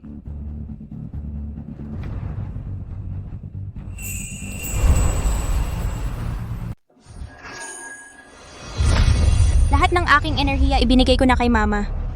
Hindi ko hahayaang may mangyari sa kanya. Talagang hindi ko hahayaang may mangyari kay Mama.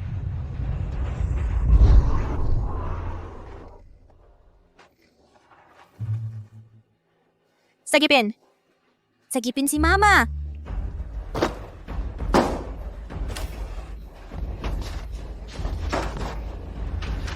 Young Master, ano ba ang kasalanan ko? Ito ikaw ang nagpahanap nito. Ginamit ang aking kapalaran para sumpain ako. Ate Wang, ang tindi mo naman.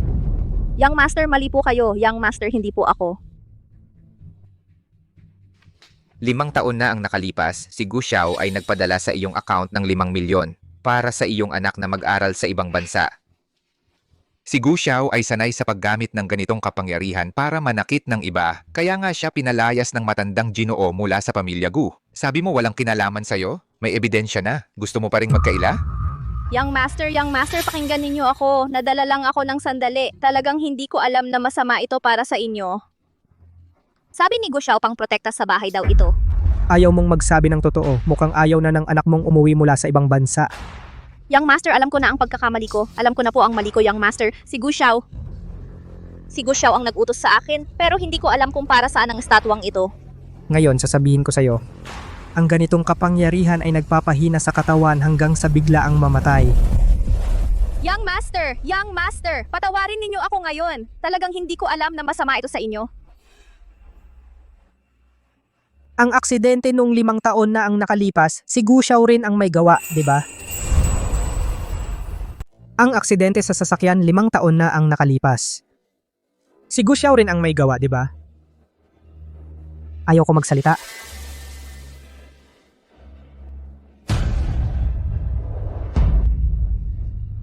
Si Gu Xiao ang nag-utos sa akin na gawin ang sasakyan ninyo nang may problema at sabihin sa kanya ang itinerary ninyo. Kaya si Gu Xiao ang may sala sa akin. Ang nagligtas sa akin ay hindi rin si Bai Susu. Nagtulungan silang dalawa sa plano. Sina Gu Xiao at Bai Susu ang nag-utos sa akin na gawin ito gino-gino.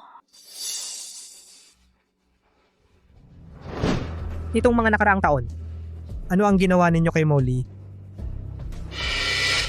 Ano ba talaga ang ginawa nila? Na nagpamali kay Molly sa akin at nawalan pa siya ng ilang alaala. Gino ito, talagang hindi ko alam, hindi sinabi sa akin ni Bai Susu. Dalhin siya sa presinto. Ginoo, patawarin mo ako ngayon, patawarin mo ako sa pagkakataong ito, Ginoo. Isipin mo na lang ang tagal ko sa pamilya Gu sa loob ng maraming taon. Patawarin mo na ako, Ginoo. Dalhin na siya.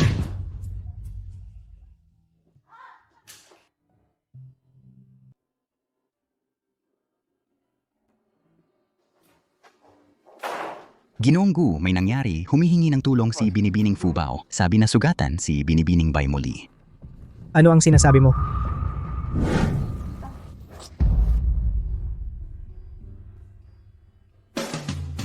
Mommy, nandito na si Daddy, maliligtas na tayo.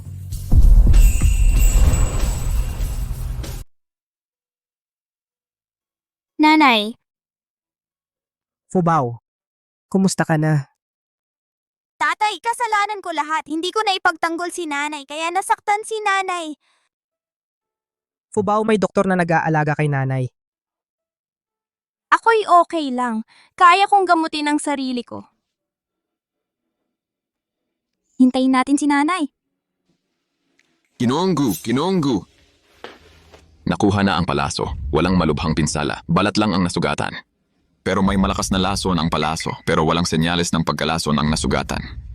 Ano ang ginamit para malunasan ang lason? Mayroon akong gamot laban sa lahat ng lason. Ito ay mabisang panlunas sa lason. Ito ay nagkakahalaga ng 1,000,000 piso bawat piraso sa merkado, panlunas sa lason. Oo, marami akong nito. Salamat sa maliit na batang ito. Kung hindi, walang lunas ang ganitong lason. Salamat sa iyong pagod, Doc. Buti na lang. Fubao, tayo pumunta kay nanay. Oo. Kasalanan ko lahat. Sa mga nakaraang taon, hindi kita maayos na naipagtanggol. Kasalanan ko rin. Ang aksidente 5 taon na ang nakalipas, na ikaw at ang iyong ina ay nagkahiwalay ng 5 taon at hindi nagkakilala. At kasalanan ko pa rin. Tatay, naniniwala ka ba? Na ako ang anak mo at ni nanay? Oo. Ang pinakamahalaga ngayon ay ayusin ang relasyon mo kay mommy. Alamin ang katotohanan at mahuli ang masasamang tao. Kailangan nating mahuli sila agad para lang makasama ko ng matagal si daddy at si mommy. Pag nagising na si mommy mo, magmamakaawa ako sa kanya. Hindi! Daddy ang baba ng EQ mo, kaya pala hanggang ngayon, hindi mo pa siya napapakasalan. Ano ba ang maipapayo mo para mapatawad ako ni mommy mo?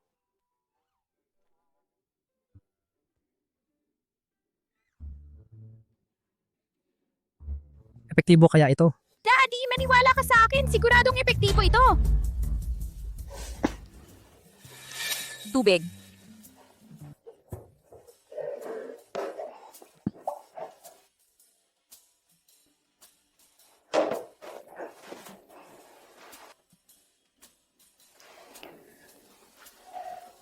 Mahal, dahan-dahan lang sa pag-inom. Ano ang tawag mo sa akin? Mahal. Umalis ka. Hoy, mahal. Kumusta na ang kamay mo, mahal? Okay lang, maliit na sugat lang. Mahal, kinabahan ako ng sobra. Guyanji, may sira ka ba sa ulo? Kung may sakit ka sa ulo, uminom ka ng gamot. Mahal, ikaw ang gamot ko. Guyanji, lumabas ka. Ito ba ang magandang ideya na sinasabi mo? Daddy, sinabi kong gumamit ka ng charm, hindi naman bastos ka.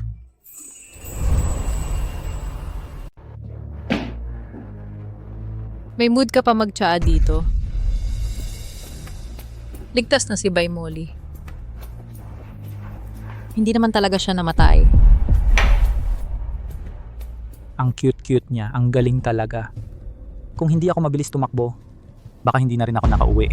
Isang batang 5 taong gulang kayang maging ganito kagaling? Ang galing niya, hindi ba't nasaksihan mo na yon?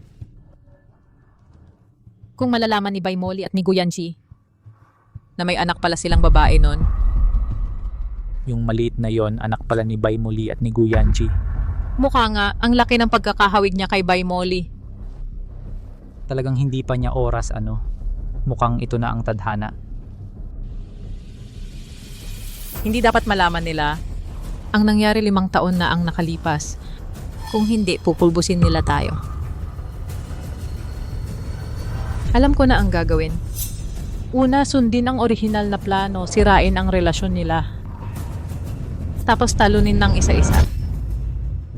Kung ganon, si Fubao talaga ang anak ko na dinadalang tao ko ng 10 buwan at isinilang. Pero, paano ko wala akong maalala? Ang tanging naaalala ko ay sinabi sa akin ng doktor na baka hindi magiging maayos ang bata. Hay. Isang buong taon ng mga alaala, lahat nawala. Nung taon na yon, ano ba talaga ang nangyari? Huwag kang matakot, Mommy. Kapag nasa bundok na tayo, tiyak na may paraan si Master. Kasalanan ko lahat. Mahal, huli kitang nakita. Mahal, ang tagal kitang hinanap. Sino ka? Hindi mo na ako kilala? Ako to, si Dabao. Asawa ko siya, nagkakamali ka. Mahal, sinisigawan niya ako. Sinisigawan niya ako. Hindi kita kilala. Mahal, tulong, tulong. Mali ang kwartong pinasukan mo. Tulong, tulong. Mommy! Guyanji, bitawan mo siya.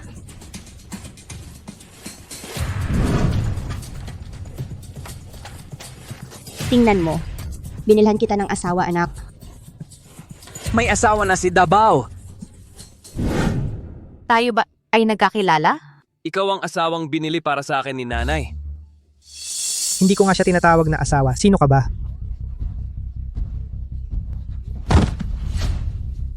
Siya ang asawa ko.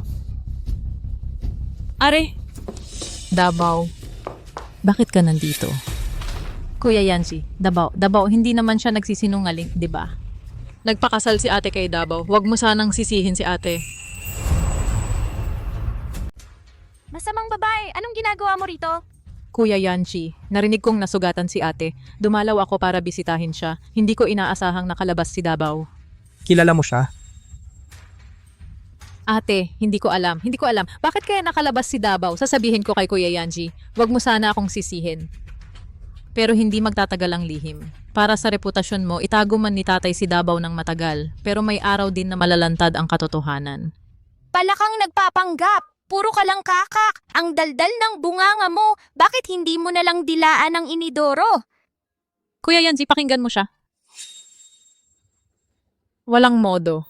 Bye, Susu. Ang pagtitiis ko sa'yo noon ay dahil naniwala ako sa chismis ni Yayawang. Akala ko talaga ikaw ang nagligtas sa akin. Ikaw ang nagsabing walang modo siya. Sa tingin ko, ikaw ang walang modo. Sino ba ang nag-utos sa'yo na biglang pumasok sa kwarto namin at murahin ang isang bata? Kuya Yancy, hindi yun ang ibig kong sabihin. Si Yayawang, hindi ako nagsisinungaling. Nung ikaw ay nasa koma, ako talaga ang nag-alaga sa'yo. Lumabas ka, ayaw kong makita ka. Narinig mo ba? Pinapalayas ka ng asawa ko, ayaw kanyang makita. Kuya Yancy, nobya mo lang siya. At sa loob ng mahabang panahon, ayaw niyang pakasalan ka. Hindi mo ba naisip kung bakit? 5 taon na ang nakalipas nang mawala siya dahil may iba siyang kasama. Sa mga nakaraang taon, itinago namin sa Pamilya Bay ang katotohanan dahil natatakot kami na ang iskandalo niya ay makasira sa reputasyon ng Baishi Group. Bye, Susu. Paninirang puri. Pwede kitang ipakulong. Pero ang tungkol sa kanya at kay Dabao, alam ng lahat ng tao sa kanilang baryo.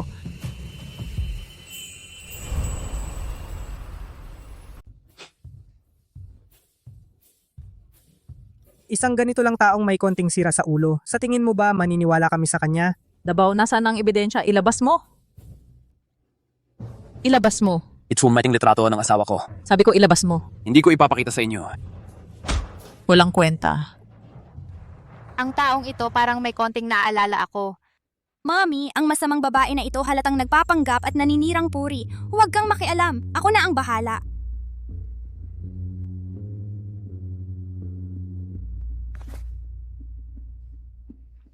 Kuya, patingin naman. Yung babae sa screensaver, si mami ko ba yan? Tingnan mo.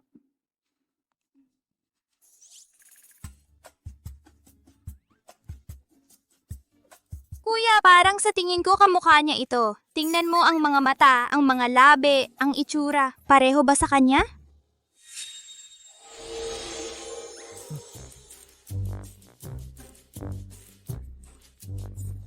Magkamukha talaga.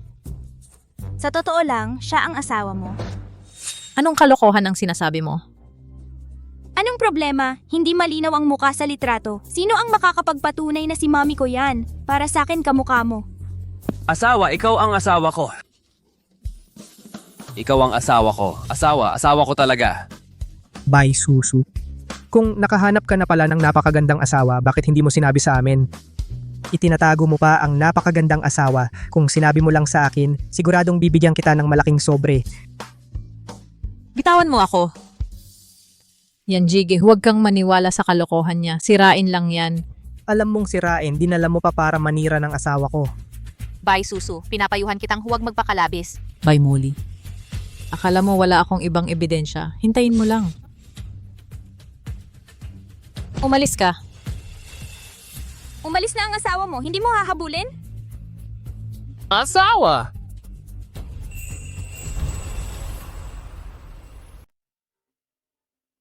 Yung tinatawag na Dabaw, parang may konting naaalala ako. Pero hindi ko talaga maalala. Si Bai Susu hindi basta-basta magpapadala ng tangang to para maggulo. Hula ko may backup plan talaga siya. Ayos lang. Nandito ako. Ako ang bahala sa kaligtasan ninyo. Nanay, ano ba talaga ang nangyari 5 taon na ang nakalipas? Kailangan pa rin nating umakyat sa bundok para mapawalang bisa ng mga master ang sumpa sa'yo. Saka mo lang malalaman.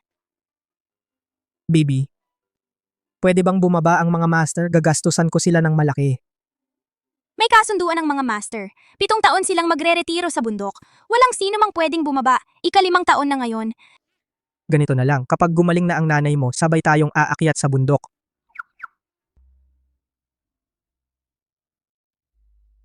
Tatay, bilis! Kailangan ng init ni nanay ngayon.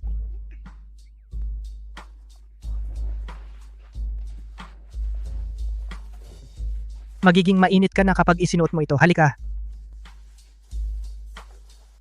Tatay, dapat kang magpasalamat na nailigtas ka ng arranged marriage ng pamilya. Tingnan mo ang init-init sa kwartong ito. Giginawin ba ako? Mukhang mainit nga talaga. Boss Gu, Miss Molly, biglang kumalat online ang balita na 5 taon na ang nakalipas. Si Miss Molly ay nakipag-asawa at nagkaanak sa ibang lalaki. Lagana na ito ngayon. Si Bai Susu ang bilis kumilos. Ang sama naman ng babaeng yun. Nagsisinungaling na naman siya. Huwag kang mag-alala. Ako na ang bahala dito. Tatay, sama ako para protektahan si nanay. Sige.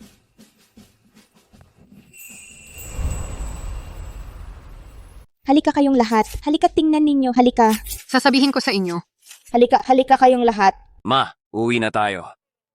Tingnan mo ang itsura mong ito, walang kwenta. Yung nagtatrabaho dito, asawa mo yon. Kahit na yumaman man siya ngayon, mananatili siyang manugang ko. Dapat pa rin niya akong alagaan hanggang sa pagtanda ko. Dapat pa rin siyang magbigay sa'yo ng anak.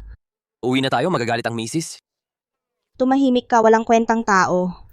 Mga kasama, sasabihin ko sa inyo, ang presidente ng Baishi Group, manugang ko yan, 5 taon na ang nakalipas sa aming baryo. Nagpakasal sila.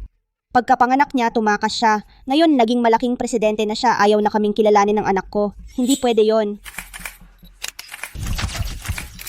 Ayos lang yan, anak. Tumingin ka sa camera. Tingnan mo. Anong ginagawa ninyong napakarami dito?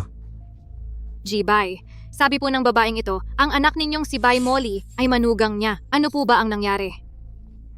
Gusto sana naming itago ito dahil kahiya-hiya ito para sa pamilya Bai. Kahiya-hiya sa pamilya, hindi dapat ipagkalat. Hindi ko inaasahang malalaman ito ng lahat.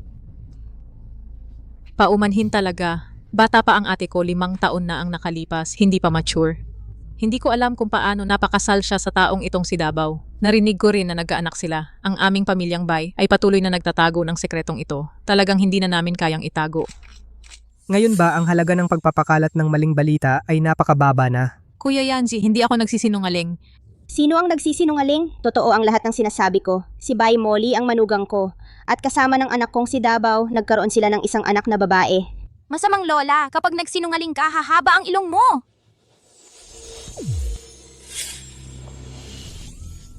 Ang ilong ko. Haba na talaga. Kunan ninyo. Masamang lola, kung hindi ka magsasabi ng totoo, ang ilong mo ay magpapatuloy sa paghaba. Patuloy na hahaba. Sasabihin ko na, ako, tumanggap ako ng 30,000 piso. Sino ang nagbigay sa'yo ng pera? Ano ang ipinagawa sa'yo?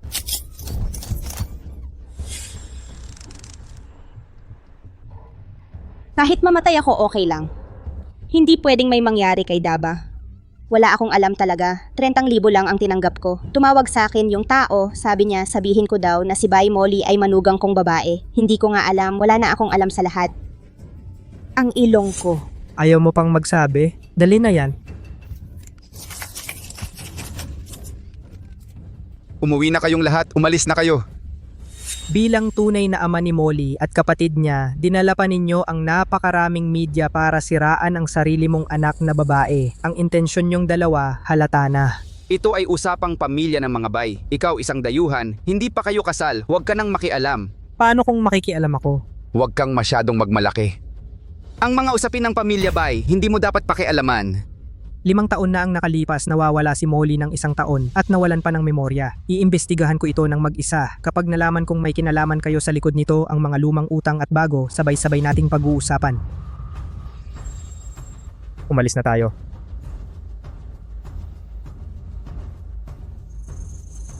Anong gagawin natin? Kapag nalaman ni Guyanji, hindi niya tayo palalampasin. Kung ganon, tuloy-tuloy na natin. Daddy! Kapag gumaling na si Mommy, pumunta tayo sa bundok para hanapin ang mga master. Siguradong kaya ng mga master na ibalik ang memorya ni Mommy. Sige. Pagkatapos, malalaman na natin ang katotohanan. Daddy, Mommy, magkasama na kayo ng walang anumang problema sa hinaharap.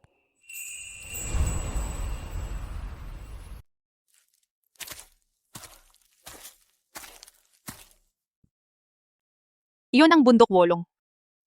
Natatakot ka ba? Hindi. Kahit anong mangyari? Nandito ako para sa'yo. 5 taon na ang nakalipas. Ako ang may kasalanan dahil hindi kita naprotektahan. Hindi mo kasalanan yon. Kung totoo ang sinabi ni na Bai Jianxiong at Bai Susu, ako na ang magsasabi na kanselahin ang kasal. Imposible yon. Hindi ako papayag. Mommy! Maging matapang ka. Si Daddy, hindi man siya magaling sa emosyon pero halata namang mahal na mahal ka niya. Kahit anong mangyari, nandito kami ni Daddy para sa'yo. Para protektahan ka. Para protektahan ka. Molly, magtiwala ka ulit sa akin, okay? Sige. Para kay Xiaobao, kailangan ding maging matapang si Mommy. Tara na.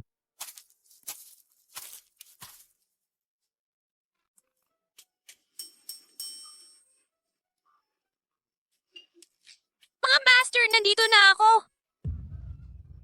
Bumalik na ang maliit na demonyo ng gulo. Bumalik na ang maliit na demonyo ng gulo. Naku,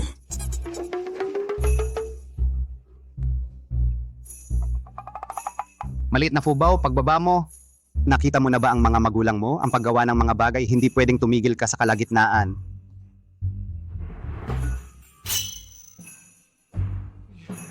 Lolo.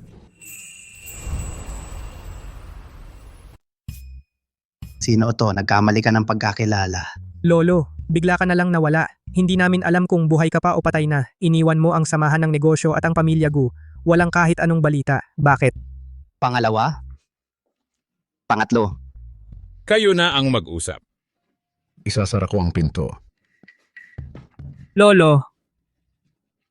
Ginoo, nagkakamali ka yata ng pagkakilala. Ang matandang ito, Lolo, kahit maging abo ka pa, makikilala pa rin kita. ang sasabihin mo hindi maganda. Ang lolo mo hindi pa nabubuhay ng sapat. Anong maging abo? Lolo, kung maayos naman pala ang buhay mo, bakit ka bigla na lang umalis noon? Master, lolo pala ni Daddy. Ibig sabihin, lolo ko siya sa tuhod. Ang matandang lalaki ng pamilya Gu bigla na lang nawala, maraming taon na ang nakalipas. Pinahanap siya ni Gu Yanji ng matagal pero walang naging balita. Pagkatapos noon, nangyari ang aksidente naming magkasintahan. Mukhang totoo nga ang sinabi ni Master na ako'y kanyang nakita sa paanan ng bundok, hindi lang pala pagkakataon. Lolo, kung hindi ka naman pala patay at malusog na nabubuhay, bakit ayaw mo lang magpadala ng mensahe sa akin kahit tumawag ka man lang sana? Mula noong bata ka pa? Lolo ko, alam kong kaya mo. Matatag at independyente. Kahit wala ako, kaya mo pang alagaan ang pamilya Gu. Master, anak ako ni Daddy at Mommy. Bakit ako napunta sa bundok? Talaga bang nadampot mo lang ako nang hindi sinasadya? Master! Ang taba ng manok na inaalagaan mo sa labas. Isa lang yan at kulay-kulay na manok yan. Sige na nga, aking munting hari. Sasabihin ko sa'yo. Noon, binigyan ako ng malubhang sugat ng aking mapagrebelde at taksil na anak na si Gu Xiao. Nahulog ako sa bangin. Salamat sa iyong ika-4 at ika-5 master na sumagip sa akin. Dito ako sa bundok na natili para magpagaling at magpahinga. Hindi ko alam kung saan natutunan ng anak kong yan ang mga masasamang salamangka. Lihim niya akong pinapatay. Pa, nagkamali ako. Alam ko na ang pagkakamali ko pa. Bigyan mo pa ako ng isa pang pagkakataon. Huwag mo akong palayasin sa pamilya Gu. Marami na akong beses na binigyan ka ng pagkakataon, pero hindi mo ito pinahalagahan. Nagpatayo ka ng kasino, gumamit ng salamangka para manakit ng tao, at ang mga pamamaraan mo ay napakasama. Hindi ka na kayang tiisin ng pamilya Gu.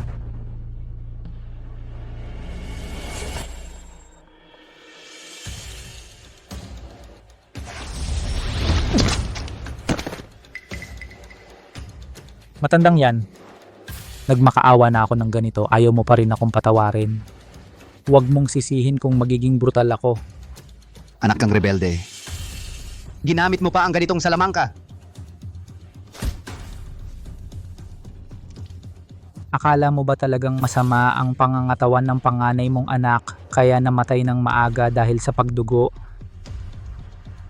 Dahil binigyan ko siya ng blood curse. At ang anak niyang si Gu Yanji, hindi ko rin siya pahihirapan.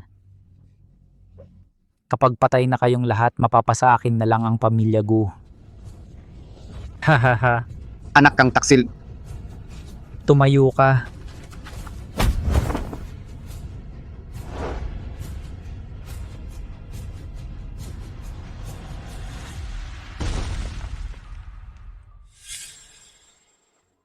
Nahit ako ng death curse ng anak kong yan. 7 taon ang kailangan para ma-neutralize ito dito sa bundok. Kaya hindi ako makababa at hindi rin makakontak sa inyo. Natatakot ako na malaman ng anak kong yan nabuhay pa ako, baka magpanik siya at hanapin kayo.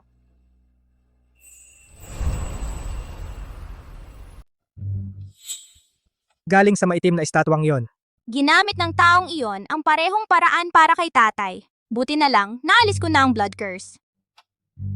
Ito rin ang isa sa mga dahilan kung bakit pinababa ko si Fubao. Nakalkula na ng iyong lolo siguro na mayroon kayong malaking pagsubok sa buhay. Lol! Pero si Fubao ay anak ko at ni Gu Yanji. Bakit siya nasa bundok? Noon, itinapon nila ang maliit na Fubao sa damuhan sa bundok. Ikaw ang nakahanap sa kanya at dinala mo siya sa akin nang hindi sinasadya.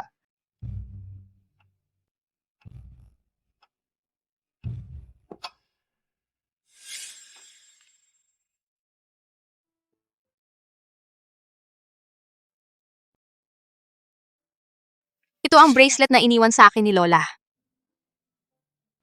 Pero bakit wala akong maalala?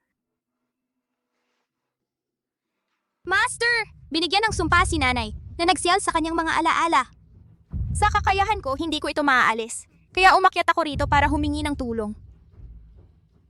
Ang walang utang na loob na anak na ito ay gumamit ng mahika para isil ang alaala ni Molly. Ngayon kailangan ang sama-samang lakas naming 5 para matanggal ito. Pero kung gagawin natin ito, Tiyak na magkakaroon tayo ng backlash. Kapag ang walang utang na loob na ito ay nagtangka sa buhay ninyo, kami na mga matatanda ay wala nang magagawa. Mula ngayon, kayo na ang bahala sa sarili ninyo. Tatay, nanay, ako ang magpoprotekta sa inyo. Huwag kang matakot. Tayong mag-anak ay magtutulungan. Sige.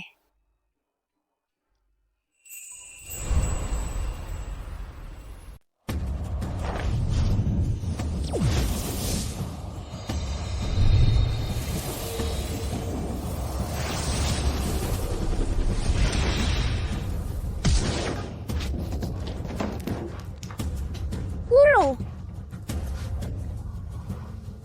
Ang masamang anak na ito, gumamit pa ng ganitong karumal-dumal na paraan. Guro.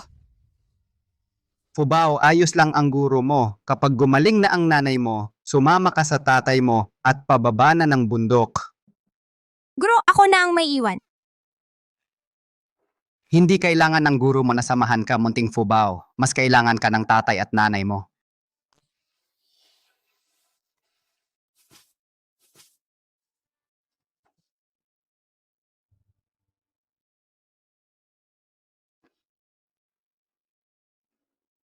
Lumabas muna tayo para makapagpahinga ng maayos ang nanay ni Fubao.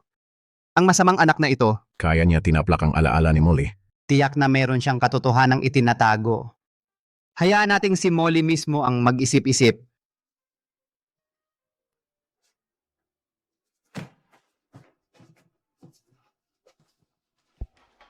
Daddy, alagaan mo si Mommy.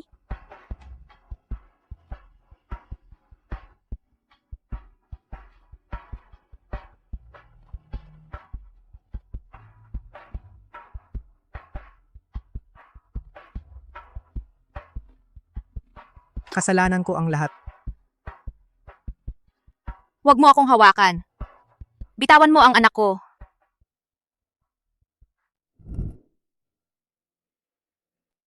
Guyanzi. Doktor, kumusta na si Yanzi? Huwag kang mag-alala, stable ang vital signs niya, pero hindi tiyak kung kailan siya gigising. Ikaw, buntis ka. Kailangang alagaan mo ang sarili mo at huwag masyadong magpapagulo ng emosyon. Ang anak namin ni Yanji, ipagtatanggol ko siya. Ate Molly, may masama. Ate Molly, may nangyari sa bahay. Nang maaksidente ka, bigla na lang lumubha ang kalagayan ni Lolo Bay. Ngayon, kasama ng tatay mo si Bay Susu, nag-aagawan na sila sa mana. Hindi pa ako patay.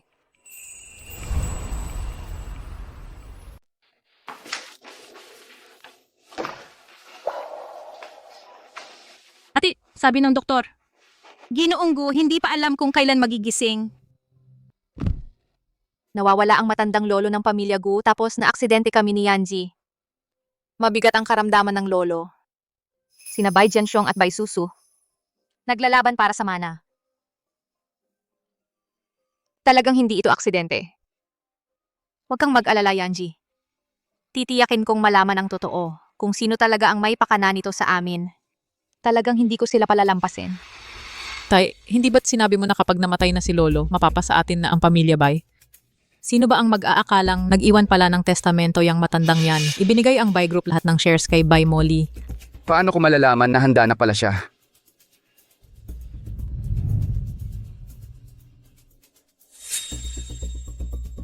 Hindi pwedeng hayaan. Si Bay Molly, talagang hindi siya pwedeng hayaan. Anong plano mo? Hindi ba't buntis siya sa anak ni Guyanji? Samantalahin natin ang sandaling mahina siya pagkatapos manganak. Humanap tayo ng lugar para ilipat siya. Itapon yung sanggol. Pagdating ng panahon, sasabihin nating nawawala siya. Mabuti.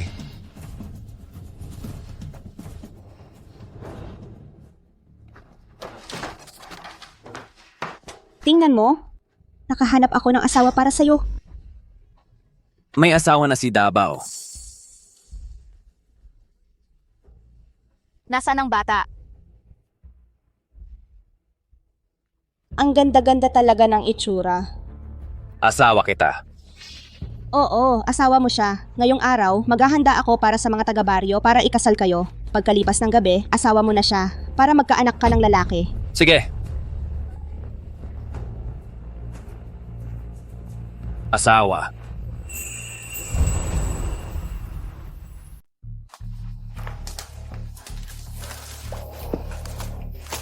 Nasaan ang bata? Nasaan ang anak ko? Yung naghatid sa'yo iniwan ng bata sa bundok. Dalhin mo ako roon. Bagong panganak lang ang anak ko. Mamamatay siya. Hindi. Ayaw ng nanay ko. Kanina mo sinabi na asawa mo ako. Kung ganon, sa akin ka ba makikinig? O sa nanay mo? Sa asawa. Dalhin mo ako roon, pero huwag na huwag malalaman ng sino man. Sige, tara na. Nasaan na ba?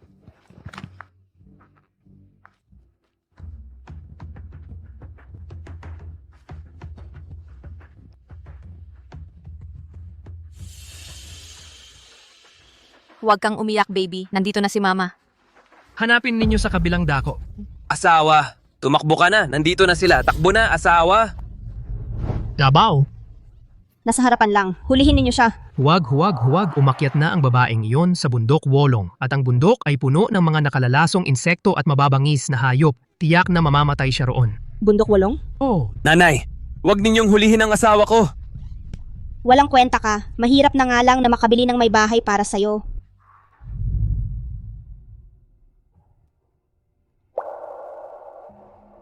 Lolo Gu.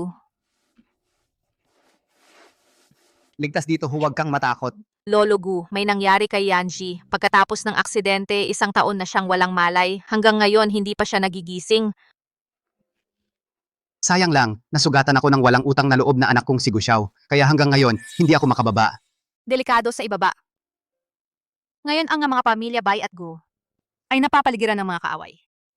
Nakikiusap ako, Lolo Gu, tulungan ninyong alagaan ang anak namin ni Yanji. Kahit mamatay man si Molly, kasama ni Yanji siyang mamamatay. Napakahina pa ng katawan mo. Pero kung wala ako, natatakot akong baka saktan nila si Yanji.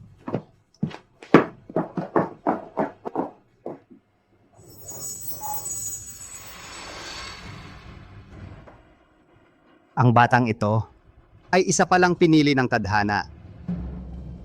Marahil, siya ang makakapagpawi sa sumpa ng aming pamilyang Gu.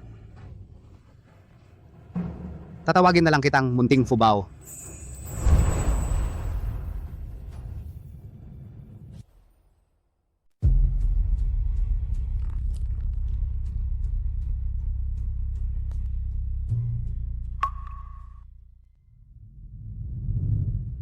Molly, gising ka na.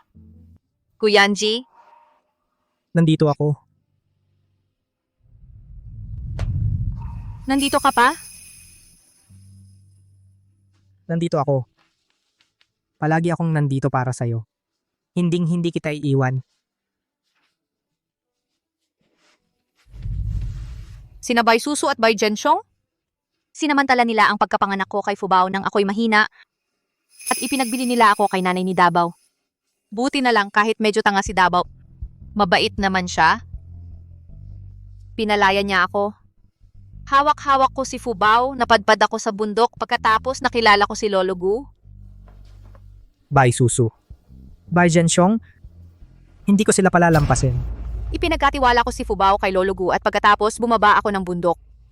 Pero pagbaba ko, nakita agad ako ng mga tauhan ni Guxiao. Nang magising ako ulit, ang mga alaala 1 taon pagkatapos ng aksidente ay nawala na lahat. Takot na takot ako. Pero, sa aking pagkalito, narinig kong gising ka na, pinuntahan ka agad. At doon ko nalaman, ikaw at si Bai Susu.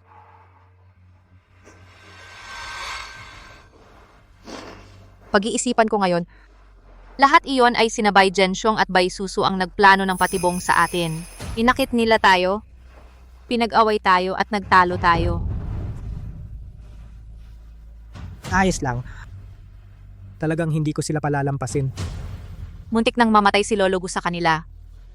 Muntik na tayong mamatay sa aksidente. Pagkatapos, ginulo pa tayo ng husto.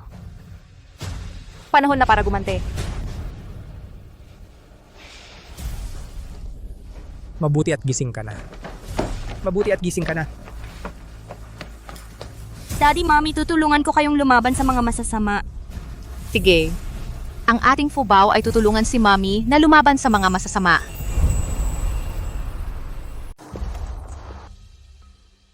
Mahal, samahan kita sa loob. Mabait si Daddy. Hayaan nating si Mommy na lang ang pumasok. Kailangan nating patayin ang mga masasamang yon sa isang sampal. Hindi mo naman siguro sasabotahe ang plano, di ba? Tama si Fubao. Tahimik muna kayong maghintay. Kapag nahuli na natin sila, saka tayo kumilos.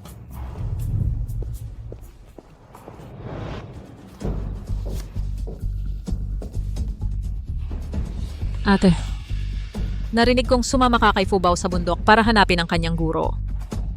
Sino ba ang guro niya? Hindi mo naaalala, no? Molly, 5 taon na ang nakalilipas. Ano ang nangyari 5 taon na ang nakalilipas? Ano ba ang dapat kong maalala? Wala. Hindi naman anak, natatakot lang ako na baka may magutos sa'yo.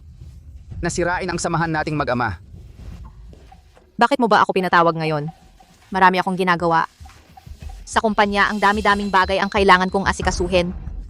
Yun nga, ang pamilya natin ay matagal na hindi nagkakasama-sama para kumain, di ba? Noon anak, pinilit kitang i-cancel ang engagement mo kay Yanji. Mali yun. Naging mainit lang ang ulo ko noon. Humihingi ako ng paumanhin sa'yo.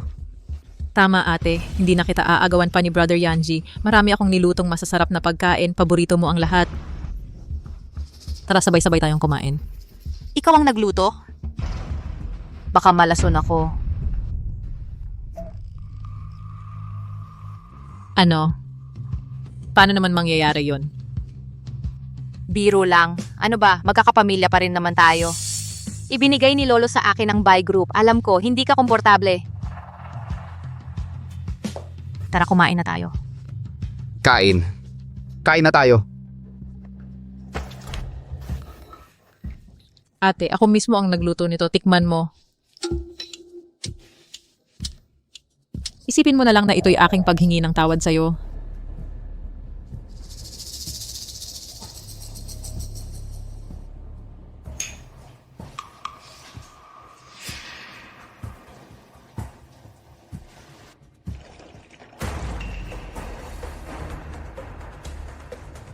Masarap.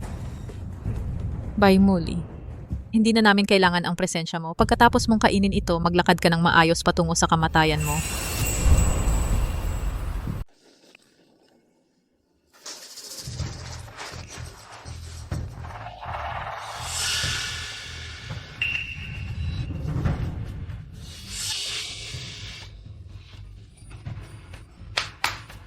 Gago.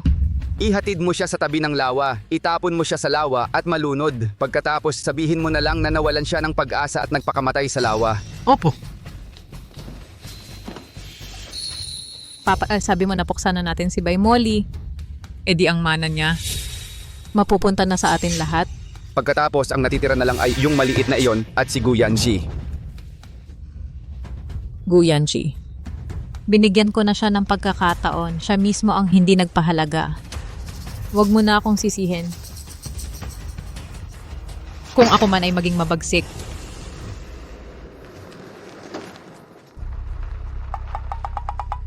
Yung antidote mo ba talaga epektibo ba yan? Huwag kang mag-alala, Daddy. Hindi ko hahayaang may mangyari sa Mommy. Asawa ko yan ah. Hindi naman sinabi ni Mommy na pakakasalan ka niya. Ikaw? Nandyan na.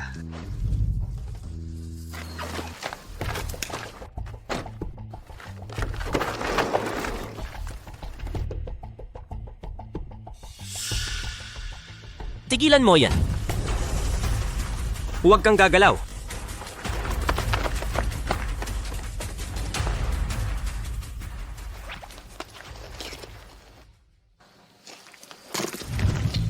Tara na, tara na.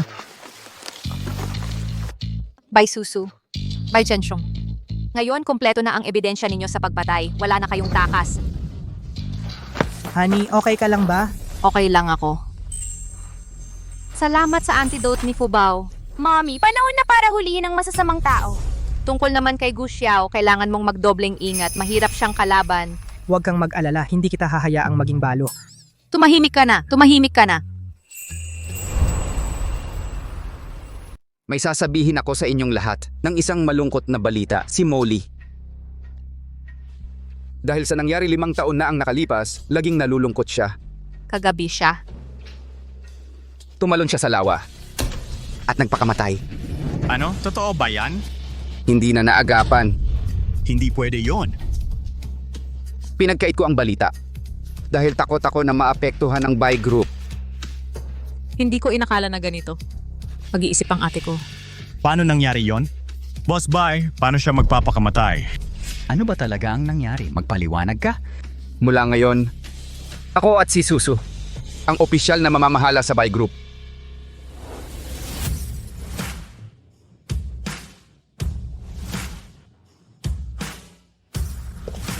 Kumusta, Boss Bai?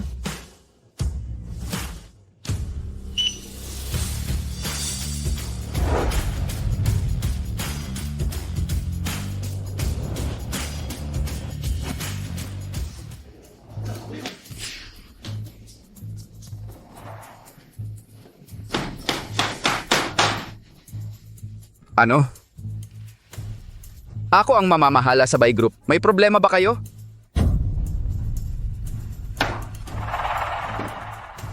Sino ang may problema?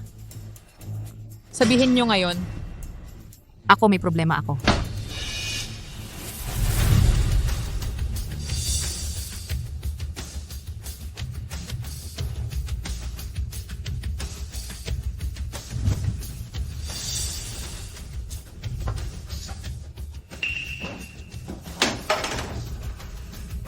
Ikaw? Hindi ba't patay na ako, di ba? Paano ito nangyari? Momoli? Tatay, akala ko may nangyari sa'yo. Mabuti naman at wala kang nangyari. Umuwi na tayo at doon tayo mag-usap. Umuwi tayo at mag-usap. Umuwi. Sa tingin ko mas mabuting kausapin mo sila.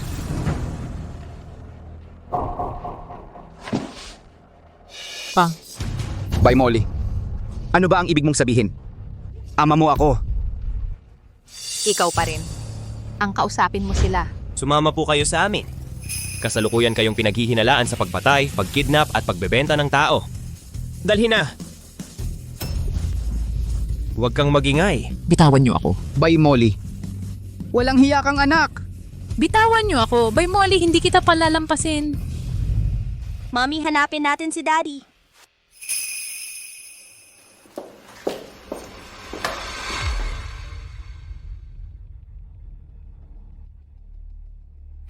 Nandito ka talaga. Nasaan si Lolo? Gusto mo talagang malaman kung nasaan siya. Ilang taon nang nawawala si Lolo, Tito. Wala ka bang pag-aalala? Siyempre nag-aalala ako.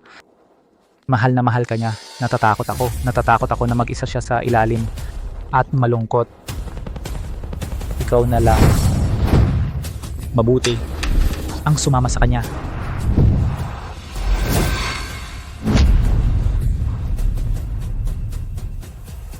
Guyanji. Daddy! Guyanshi. Daddy.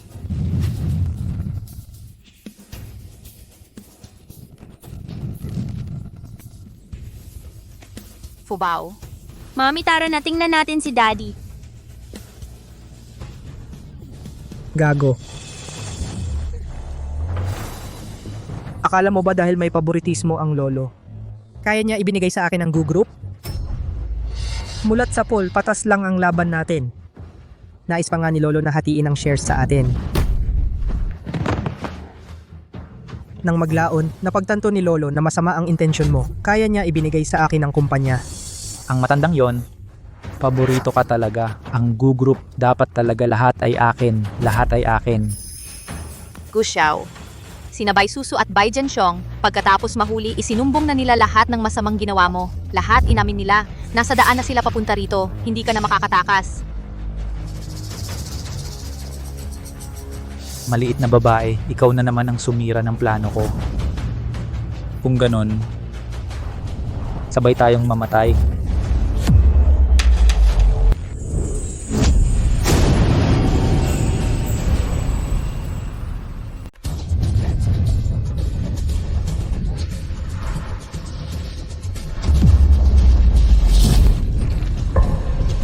Fubao.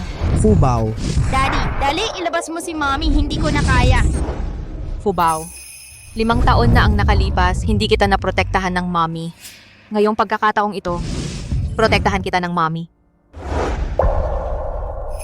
Mahal, alagaan mo ang ating anak. Mahal kita.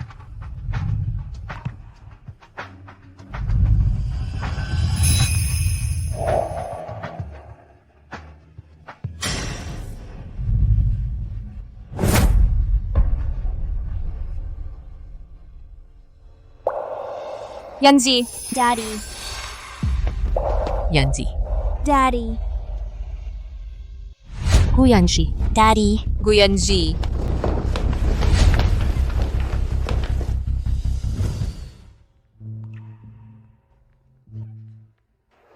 Mommy, kinalkula ko na. Magiging okay lang si Daddy.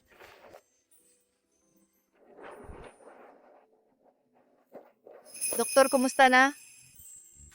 Paumanhin po talaga. Tinusok ng tuyong sanga ang puso at baga niya. Nang dalhin siya rito, wala na siyang hininga.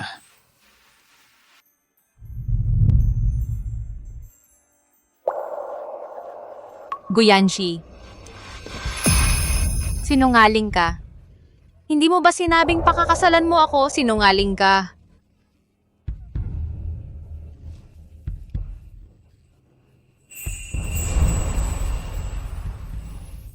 Guyansi, hindi ba't nangako ka na pakakasalan mo ako? Sumasang-ayon ako sa'yo. Gising ka na, please.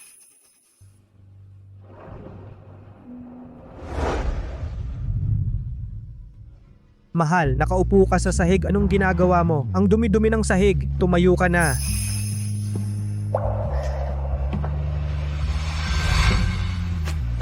Hindi ka pala patay. Hindi ako patay. Si Gu Xiaowang namatay. Marami siyang kasalanan. Hindi na nakatiis ang langit.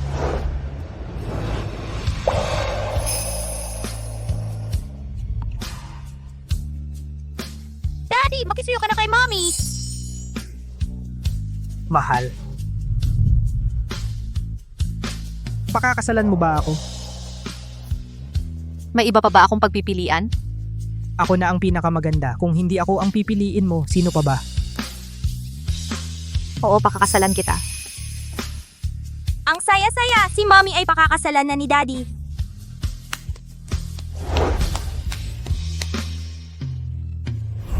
Wala si Little Fubao. Ang sarap ng buhay. Ngayong buwan, nakumpuni ko na naman ang isa antigo mula sa panahon ng naglalaban ng estado.